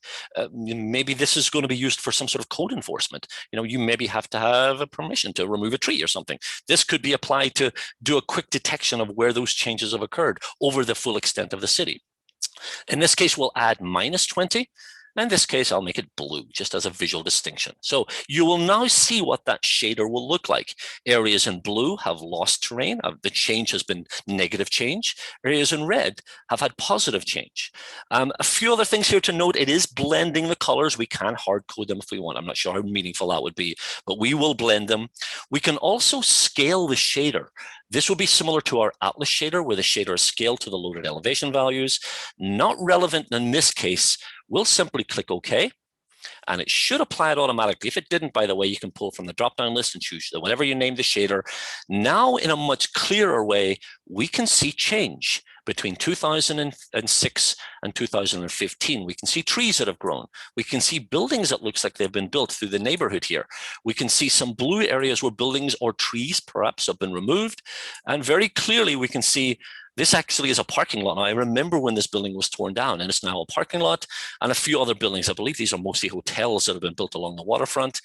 And right over here, you can see again very clearly where there's been a significant increase. So here we have change detection at a macro scale by simply converting our point cloud, our LiDAR data, into a surface and using a very simple mathematical process. I don't have any additional terrain data, but I'm just going to show you the tool again for comparing those terrain layers. I went 1 minute over, not bad, I guess. So quickly recapping, I can't believe we got all that done in 3 hours, a little bit less than 3 hours because we took a break. My objective was to introduce you in as concise a way as possible to some of the highlights of Global Mapper. Needless to say, we scraped the proverbial tip of the iceberg. Noting some of those menus went into, there's a lot of additional tools that are in there. My suggestion to you is if I've tweaked your interest and we spiked your curiosity, you can go ahead and use this in your own context. You hopefully have that downloaded version. Play with the software next week. Maybe go back with some of my data sets, or obviously more meaningfully with some of your own data sets. And if you have questions, the best way for you to get answer to those questions about Global Mapper is noted right here on the final PowerPoint slide. geohelp@bluemarblegeo.com. That's our tech support team. If you have to ask questions, if you would remember, just note that you were part of this workshop. We'll make sure you get the appropriate attention for having attended this class. So, any final questions for me before I go refill my water bottle and give my voice a rest? Thank you so much, David. I just will say to the group that the workshop has been recorded and will be distributed after the conference. Glad to hear that. Well, let me go ahead and show you once again. I will display my video. So once again, thank you for the opportunity to do this. By the way, I love doing these workshops, and I think this is a great forum that you've set up to allow folks like myself to share a little bit of this technology. And again, my hope was that maybe I tweaked your curiosity a little bit. I'm not really in the sales side, but if you want to buy Global Mapper, that'll be good as well. It keeps us in business and allows us to continue to develop this application. So thank you for your attention. Thank you for sticking it out for the 3 hours. And again, thanks to the folks who are putting this series together. I had a lot of fun. And thank you to all of our attendees for joining us today. Okay. Have a great day, folks. Thank you.